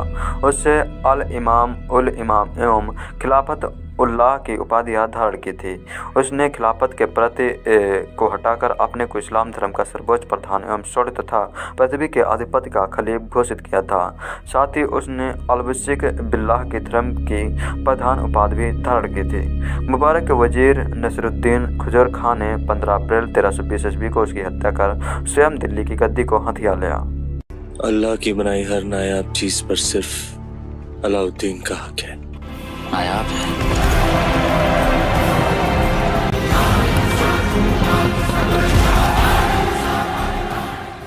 अलाउद्दीन खिलजी दिल्ली सल्तनत के खिलजी वंश का दूसरा शासक था।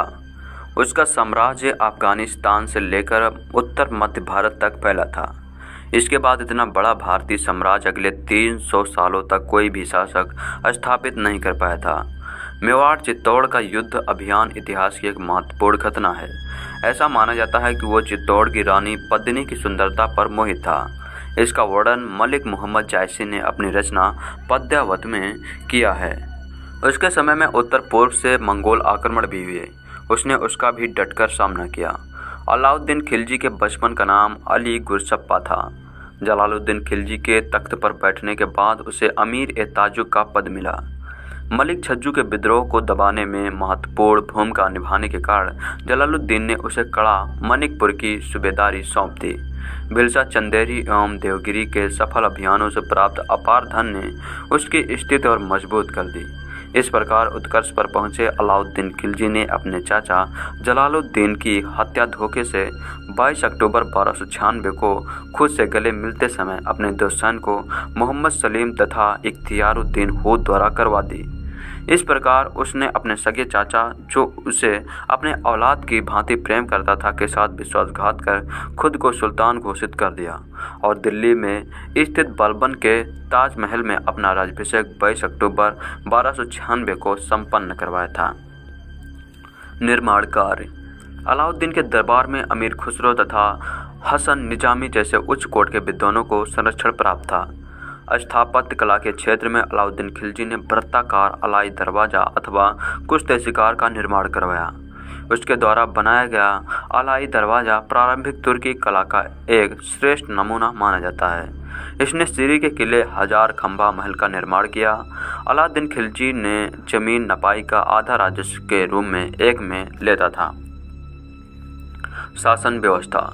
राज्याभिषेक के बाद उत्पन्न कठिनाइयों का सफलतापूर्वक सामना करते हुए अलाउद्दीन ने कठोर शासन व्यवस्था के अंतर्गत अपने राज्य की सीमाओं का विस्तार करना प्रारंभ किया। अपनी प्रारंभिक सफलताओं से प्रोत्साहित होकर अलाउद्दीन ने सिकंदर द्वितीय की उपाधि ग्रहण कर इसका उल्लेख अपने सिक्कों पर करवाया। उसने विश्व विजय एवं एक नवीन धर्म को स्थापित करने के अपने विचार को अपने मित्र एवं दिल्ली के कोतवाल अलउल मुल्क के समझाने पर त्याग दिया। यद्यपि अलाउद्दीन ने खलीफा की सत्ता को मान्यता प्रदान करते हुए यमन उल खिलाफत नसीरी अमीर उल मोमिनीन की उपाधि ग्रहण की, किंतु उसने खलीफा से अपने पद की स्वीकृति लेनी आवश्यक नहीं समझी। उलेमा वर्ग को भी अपने शासन कार्य में हस्तक्षेप नहीं करने दिया। उसने शासन में इस्लाम धर्म के सिद्धांतों को प्रमुखता न देकर राज्य हित को सर्वोपरि माना। अलाउद्दीन खिलजी के समय निरंकुशता अपने चरम सीमा पर पहुंच गई। हिंदुओं के साथ व्यवहार। अलाउद्दीन हिंदुओं के प्रति बहुत ही निर्दयी था। वह प्रत्येक संभव प्रकार से उन्हें पीड़ित करने की कठोर नीतियों का प्रयोग करता था। बयान का काजी हिंदुओं के प्रति नीति की व्याख्या करता था और अपने राज्य में अलाउद्दीन उसी का अनुसरण करता था। काजी के अनुसार उसको खिराज गुजार यानी भेंट देने वाला कहा गया है और जब भी माल विभाग के अधिकारी उनसे चांदी मांगे तो उन्हें बिना प्रश्न किए पूर्ण विनम्रता तथा सम्मान पूर्वक स्वर्ण उपस्थित करना चाहिए। यदि मुहस्सिल यानी राज कर वसूल करने वाला किसी हिंदू के मुंह में थूकना चाहे तो उसे निर्विरोध भाव से मुंह खोल देना चाहिए। ऐसा करने का अर्थ यह है कि ऐसा करने से वह अपनी नम्रता एवं अधीनता तथा आज्ञा पालन एवं सम्मान प्रदर्शित करता है। स्वयं खुदा ने उन्हें पूर्ण पराभव की आज्ञा दी है। हिंदू पैगंबर के घेरतम शत्रु हैं। पैगंबर साहब ने कहा है या तो वे इस्लाम ग्रहण कर ले या फिर उन्हें मार दिया जाए या दास बना लिया जाए तथा उनकी संपत्ति राजकोष में जमा कर ली जाए। अलाउद्दीन ने अनेक ऐसे कार्य किए जिनसे हिंदुओं को निर्धनता एवं पीड़ा का शिकार बनना पड़ा। जियादुद्दीन बर्दी के अनुसार अलाउद्दीन ने गर्व के साथ यह विचार व्यक्त किया कि मेरा आदेश पाते हुए लोग ऐसे भाग जाते हैं जैसे चूहे अपने बिलों में। सर बुल्लेजे है के अनुसार अलाउद्दीन खिलजी ने सारे राज्य में हिंदुओं को निर्धनता तथा पीड़ा के धरातल पर उतार दिया था। अलाउद्दीन खिलजी के राज्य में कुछ विद्रोह हुए जिनमें 1299 ईस्वी में गुजरात के सफल अभियान में प्राप्त धन के बंटवारे को लेकर नवे मुसलमानों द्वारा किए गए विद्रोह का दमन नुसरत खां ने किया। दूसरा विद्रोह अलाउद्दीन के भतीजे अकद खां द्वारा किया गया। अपने मंगोलों मुसलमानों के सहयोग से उसने अलाउद्दीन पर प्राणघातक हमला किया जिसके बदले में उसे पकड़कर मार दिया गया। तीसरा विद्रोह अलाउद्दीन की बहन के लड़के मलिक उमर एवं मंगू खां ने किया, पर इन दोनों को हराकर उनकी हत्या कर दी गई। चौथा विद्रोह दिल्ली के हाजी मौला द्वारा किया गया जिनका दमन सरकार हजीमुद्दीन ने किया था। इस प्रकार इन सभी विद्रोह को सफलतापूर्वक दबा दिया गया। अलाउद्दीन ने तुर्क अमीरों द्वारा किए जाने वाले विद्रोह के कारणों का अध्ययन कर उन कारणों को समाप्त करने के लिए 4 अध्यादेश जारी किए। प्रथम अध्यादेश के अंतर्गत अलाउद्दीन ने दान, उपहार एवं पेंशन के रूप में अमीरों को दी गई भूमि को जब्त कर उस पर अधिकार कर लगा दिया जिसने उनके पास धन का अभाव हो गया। द्वितीय अध्यादेश के अंतर्गत अलाउद्दीन ने गुप्तचर विभाग को संगठित कर बरीद एवं मोहनीत गुप्तचर की नियुक्त की। तृतीय अध्यादेश के अंतर्गत अलाउद्दीन खिलजी ने मध्य निदेश भाग खाने एवं जुआ खेलने पर पूर्ण प्रतिबंध लगा दिया। चौथे अध्यादेश के अंतर्गत अलाउद्दीन ने अमीरों के पास में मेलजोल, सार्वजनिक समारोह एवं वैवाहिक संबंधों पर प्रतिबंध लगा दिया। अलाउद्दीन ने खुद तो मुकदमों आदि हिंदू लगान अधिकारियों के विशेषाधिकार को समाप्त कर दिया। साम्राज्य विस्तार। अलाउद्दीन खिलजी साम्राज्यवादी प्रवृत्ति का व्यक्ति था। उसने उत्तर भारत के राज्यों को जीतकर उन पर प्रत्यक्ष शासन किया। दक्षिण भारत के राज्यों को अलाउद्दीन ने अपने अधीन कर उनसे वर्षित कर वसूला। गुजरात विजय। 1298 ईस्वी में अलाउद्दीन ने उलूग खां एवं नुसरत खां को दक्षिण विजय के लिए भेजा। अहमदाबाद के निकट कर्णदेव, वाघेला और अलाउद्दीन की सेना में संघर्ष हुआ। राजा कर्ण ने पराजित होकर अपनी कर देवीर को शासन रामचंद्र देव के यहाँ शरण ली। अलाउद्दीन खिलजी कर्ण की संपत्ति युद्ध में विजय के पश्चात सैनिकों ने सूरत, सोमनाथ और कैम्बे तक आक्रमण किया। जैसलमेर विजय। अलाउद्दीन खिलजी की सेना के कुछ घोड़े छीन लेने के कारण सुल्तान खिलजी ने जैसलमेर के राजपूत शासक दूदा एवं उसके सहयोगी तिलक सिंह को 1299 ईस्वी में पराजित किया और जैसलमेर की विजय की। रणथंभौर विजय। रणथंभौर के शासक हमीर देव अपनी योग्यता एवं साहस के लिए प्रसिद्ध थे। अलाउद्दीन के लिए रणथंभौर को जीतना इसलिए भी आवश्यक था क्योंकि हमीर देव ने विद्रोही मंगोल नेता मोहम्मद शाह एवं केहब को अपने यहाँ शरण दे रखी थी। इसलिए भी अलाउद्दीन रणथंभौर को जीतना चाहता था। अतः जुलाई 1301 ईस्वी में अलाउद्दीन ने रणथंभौर के किले को अपने कब्जे में कर लिया। हमीर देव वीरगति को प्राप्त हुए। अलाउद्दीन ने रनमल और उनके साथियों का वध करवा दिया जो हमीर देव से विश्वासघात करके उससे आ मिले थे। तारीख अलाई एवं हमीर महाकाव्य में हमीर देव और उनके परिवार के लोगों का जौहर द्वारा मृत्यु प्राप्त होने का वर्णन है। रणथंभौर युद्ध के दौरान ही नुसरत खां की मृत्यु हुई। हमीर रासों के अनुसार हमीर की रानी रंगदे के नेतृत्व में राजपूत महिलाओं ने जौहर आग में कूदकर आत्महत्या किया तथा हमारे देवलदे ने पदिला तालाब में कूदकर जल जौहर किया था। चित्तौड़ आक्रमण एवं मेवाड़ विजय। मेवाड़ के शासक राणा रतन सिंह थे जिनकी राजधानी चित्तौड़ थी। चित्तौड़ का किला सामरिक दृष्टिकोण से बहुत सुरक्षित स्थान पर बना हुआ था, इसलिए यह किला अलाउद्दीन की निगाह में चढ़ा हुआ था। कुछ इतिहासकारों ने अमीर खुसरो के रानी साहिबा और सुलेमान के प्रेम प्रसंग के उल्लेख आधार पर और पद्यत की कथा के आधार पर चित्तौड़ पर के आक्रमण का कारण रानी पद्मिनी के अनुपम सौंदर्य के प्रति उनके आकर्षण को ठहराया है। अंततः 28 जनवरी 1303 ईस्वी को सुल्तान चित्तौड़ के किले पर अधिकार करने में सफल हुआ। रावल रतन सिंह युद्ध में शहीद हुए और उनकी पत्नी रानी पद्मिनी ने अन्य स्त्रियों के साथ जौहर कर लिया। यह चर्चा का विषय है। अधिकतर इतिहासकार पद्मिनी को काल्पनिक पात्र मानते हैं। किले पर अधिकार के बाद सुल्तान ने लगभग 30,000 राजपूत वीरों का कत्ल करवा दिया था, जिसने चित्तौड़ का नाम खिज्र खां के नाम पर खिज्राबाद रखा और खिज्र खां को सौंपकर दिल्ली वापस आ गया। इसी के साथ मेवाड़ में रावल शाखा का अंत हुआ। कालांतर में दूसरी शाखा सिसोदिया वंश की थी जिसके शासक राणा कहलाते थे। चित्तौड़ को पुनः स्वतंत्र कराने का प्रयत्न राजपूतों द्वारा जारी था। इसी बीच अलाउद्दीन ने खिज्र खां को वापस दिल्ली बुलाकर चित्तौड़ दुर्ग की जिम्मेदारी राजपूत सरदार मालवीय को सौंपी थी। अलाउद्दीन की मृत्यु के पश्चात मुहिलौद राजवंश के हमीर देव ने मुगल देव पर आक्रमण कर 1321 ईस्वी में चित्तौड़ सहित पूरे मेवाड़ को आज़ाद करवा दिया। इस तरह अलाउद्दीन की मृत्यु के बाद चित्तौड़ एक बार फिर स्वतंत्र हो गया। शौक मथुरा अभियान। अलाउद्दीन खिलजी ने 1301 ईस्वी में रणथंभौर के शासक हमीर देव को हराकर रणथंभौर पर कब्जा कर लिया था, तो उनकी नज़र ब्रज के क्षेत्र पर पड़ना स्वाभाविक थी। अपने साम्राज्य विस्तार नीति के तहत उसने रणथंभौर के अपने प्रशासन उलुग खान के नेतृत्व में खौजगढ़ यानी मथुरा सेना भेजी। खौजगढ़ मथुरा के जगह इसका अन्य ही कारण बताते हैं। इसके अनुसार अलाउद्दीन खिलजी की एक सैनिक टुकड़ी जो किसी सैनिक अभियान के बाद गोवर्धन से गुजर रही थी, इस टुकड़ी ने गोवर्धन के मंदिरों को नुकसान पहुंचाया था। तब महाराजा नाहर सिंह ने सैनिक टुकड़ी भेजकर सभी खिलजी सैनिकों को मौत के घाट उतरवा दिया था। इस घटना से क्रोधित होकर अलाउद्दीन ने शौकगढ़ पर हमला किया। यह हमला सन 1304 ईस्वी के आसपास हुआ था। उगलू खान ने जब पहला हमला किया तब युद्ध महागांव के समीप हुआ था। यहाँ पर भी अनंगपाल के वंशज कौंटते जाटों का एक गढ़ था जिसके अवशेष वर्तमान में भी मिलते हैं। इस युद्ध से मोहम्मद तुगरिक नामक एक तुर्क गुलाम मारा गया था।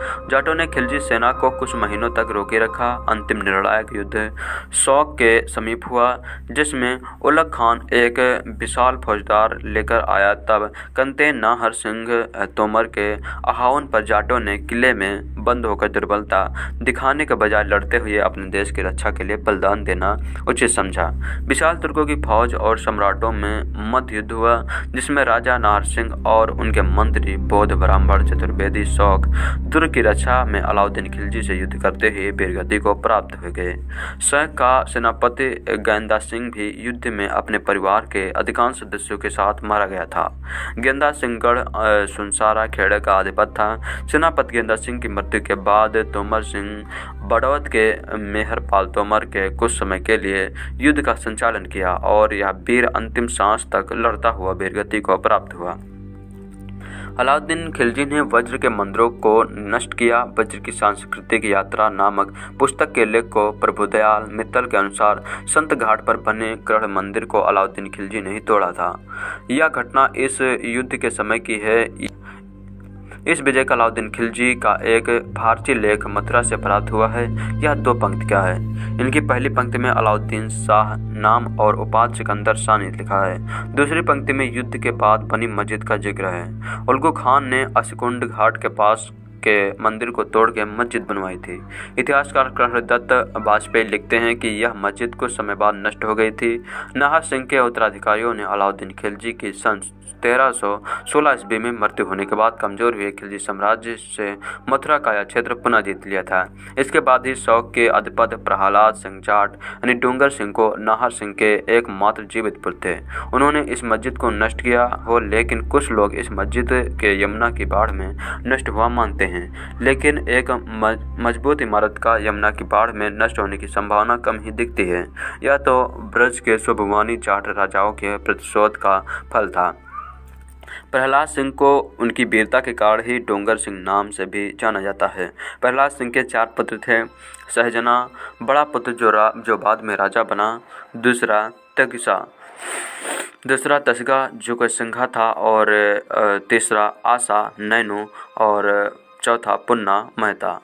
गेंदा सिंह की मृत्यु सौंख यानी सौनक दुर्ग के युद्ध में होने के बाद प्रहलाद सिंह ने अपने बड़े पुत्र सहजना के कहने पर गेंदा सिंह के पुत्र अजाल को गोद ले लिया। इस तरह 5 पुत्र प्रहलाद सिंह के हुए। इस युद्ध के बाद कुछ लोग शौक से जाकर बिमाड़ में बसे। यहाँ से मालेगांव और जलमांव में आबाद हुए यह लोग वर्तमान में जगताप कहलाते हैं। यह गोद की जगह देवक को मानते हैं। मालवा विजय। मालवा पर शासन करने वाला महल देव उसका सेनापति हरनंद बहादुर योद्धा थे। 1305 ईस्वी में अलाउद्दीन ने मुल्तान के सूबेदार आइना उल मुल्क के नेतृत्व में एक सेना को मलवा अधिकार पर करने के लिए भेजा। दोनों पक्षों के संघर्ष में महल देव एवं उनका सेनापति हरनंद मारा गया। नवंबर 1305 में किले पर अधिकार के साथ ही उज्जैन, धरा नागरी, चंदेर आदि को जीतकर मालवा समेत दिल्ली सल्तनत में मिला लिया। 1308 ईस्वी में अलाउद्दीन ने सिवान पर अधिकार करने के लिए आक्रमण किया। वहां के परमार राजपूत शासक शीतल देव ने कड़ा संघर्ष किया, परंतु अंततः वह मारा गया। कमालुद्दीन गुर्ग को वहां का शासक नियुक्त किया गया। जालौर के शासक कन्हड़ देव ने 1304 ईस्वी में अलाउद्दीन की अधीनता को स्वीकार कर लिया था, पर धीरे धीरे उसने अपने को पुनः स्वतंत्र कर लिया। 1311 में कमालुद्दीन गुर्ग ने नेतृत्व के सुल्तान की सेना ने कन्हड़ देव को युद्ध में पराजित कर उसकी हत्या कर दी थी। इस प्रकार जालौर पर आक्रमण के साथ ही अलाउद्दीन की राजस्थान विजय का कठिन कार्य पूरा हुआ। 1311 ईस्वी तक भारत में सिर्फ नेपाल, कश्मीर एवं आसम ही ऐसे भाग बचे थे जिन पर अलाउद्दीन अधिकार नहीं कर सका था।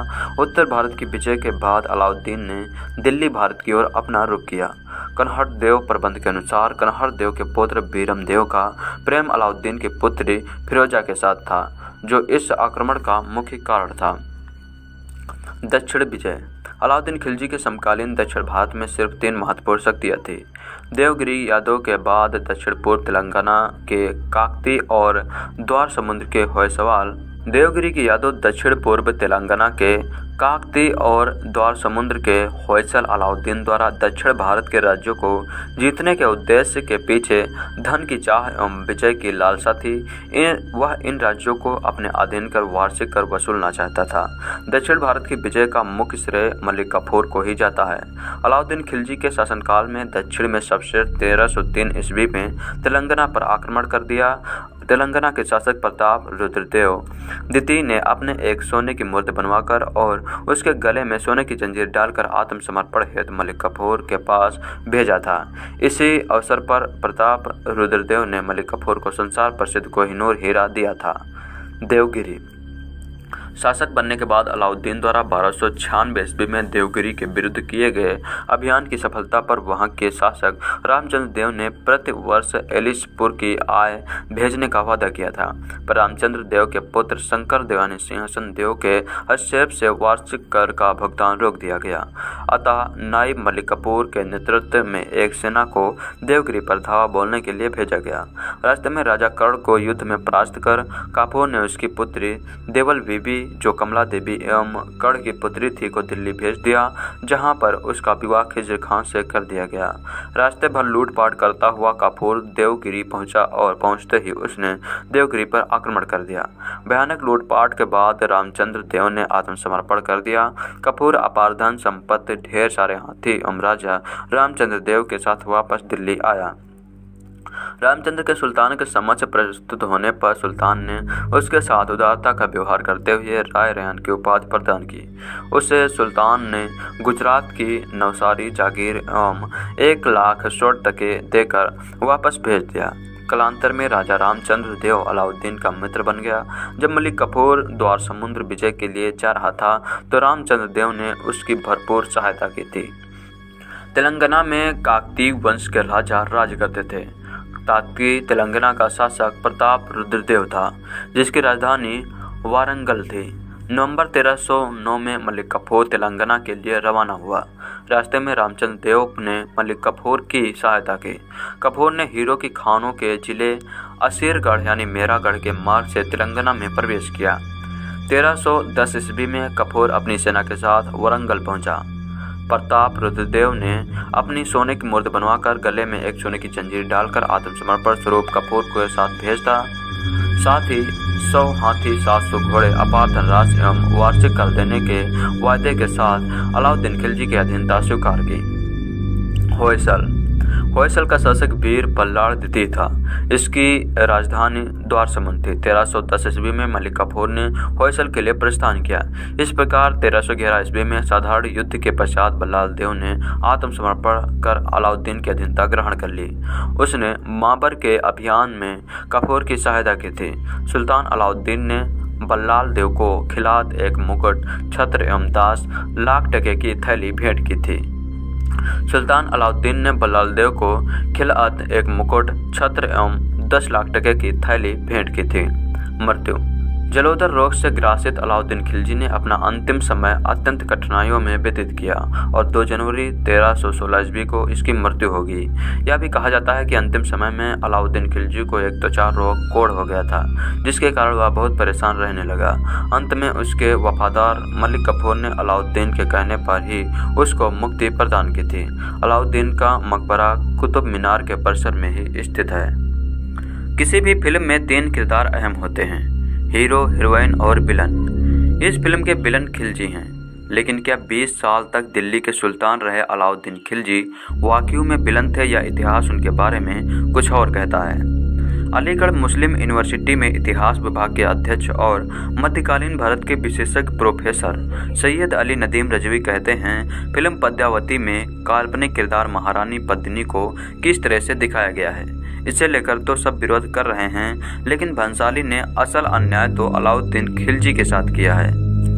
प्रोफेसर सैयद अली नदीम रजवी के मुताबिक इस फिल्म में अलाउद्दीन खिलजी को ऐसा दिखाया गया है जैसे वो कोई बर्बर, क्रूर, जंगली और वहशी शासक हो, नोच नोच के खाता हो, अजीब कपड़े पहनता हो, लेकिन असल में वो अपने दौर के बहुत सांस्कृतिक व्यक्ति थे, जिन्होंने ऐसे कई कदम उठाए जिनका असर आज भी दिखता है।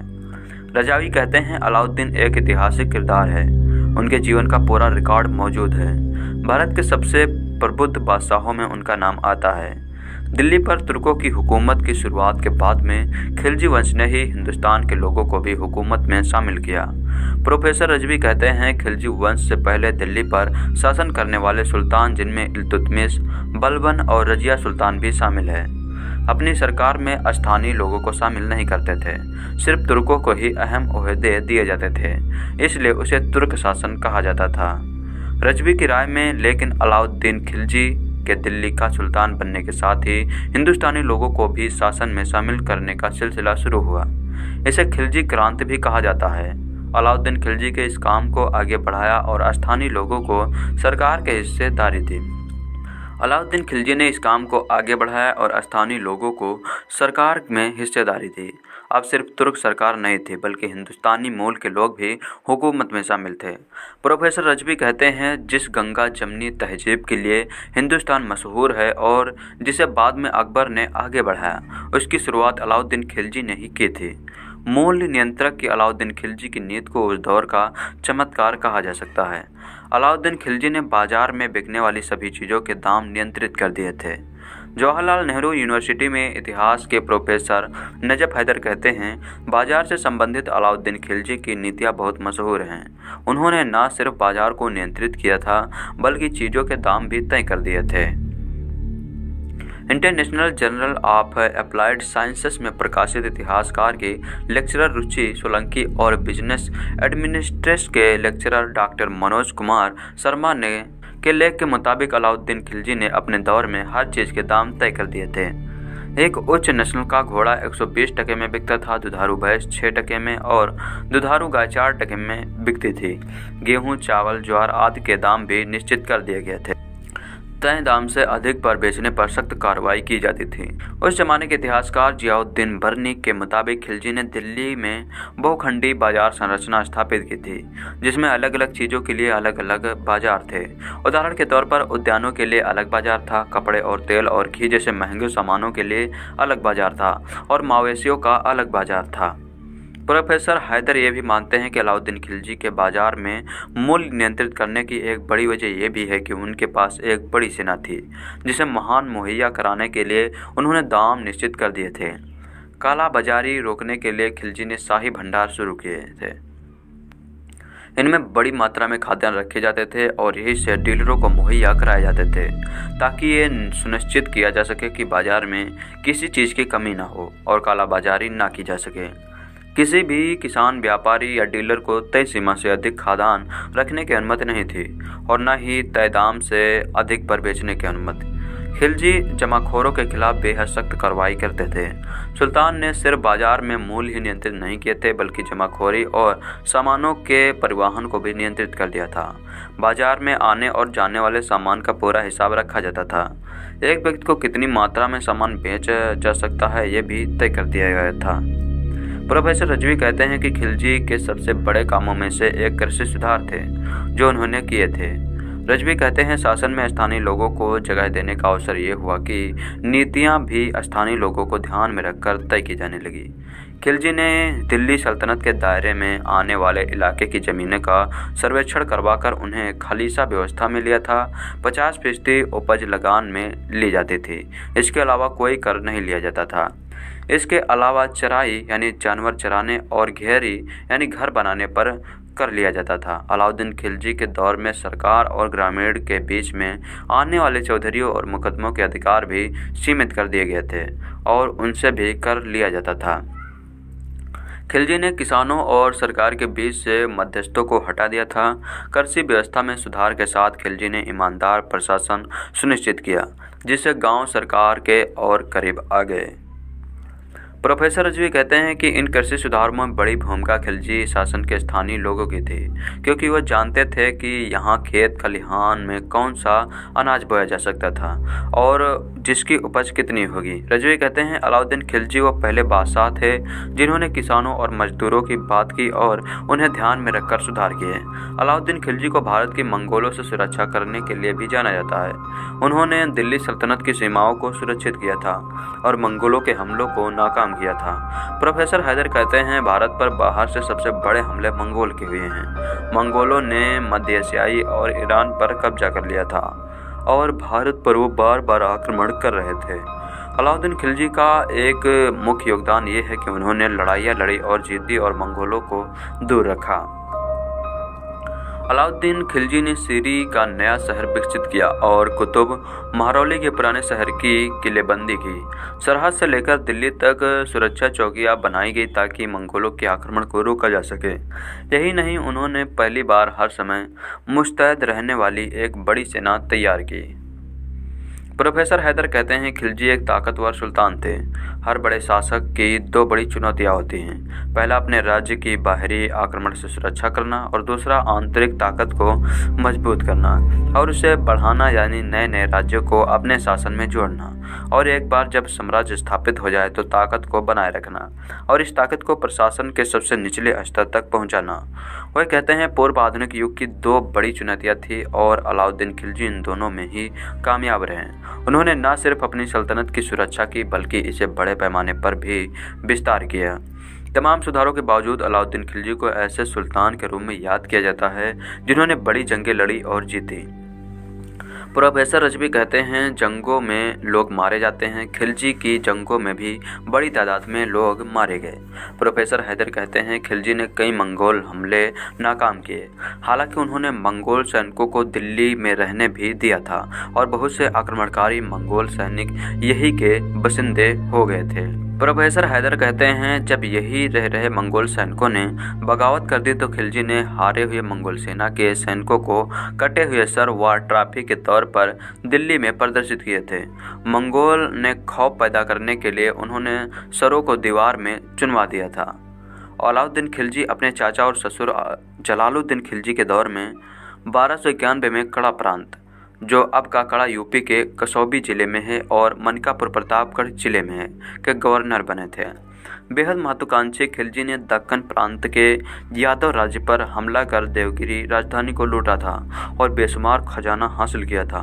प्रोफेसर हैदर कहते हैं अलाउद्दीन खिलजी ताकतवर हो रहे थे और सत्ता का पलड़ा उनकी ओर झुक रहा था। अलाउद्दीन को यह अंदाजा नहीं था कि अलाउद्दीन उन्हें सत्ता से बेदखल कर देंगे। जलालुद्दीन को अंदाजा नहीं था कि अलाउद्दीन उन्हें सत्ता से बेदखल कर देंगे। वो बातचीत के लिए कड़ा आ गए और यही गंगा नदी में एक नाव में अलाउद्दीन के विश्वास पात्र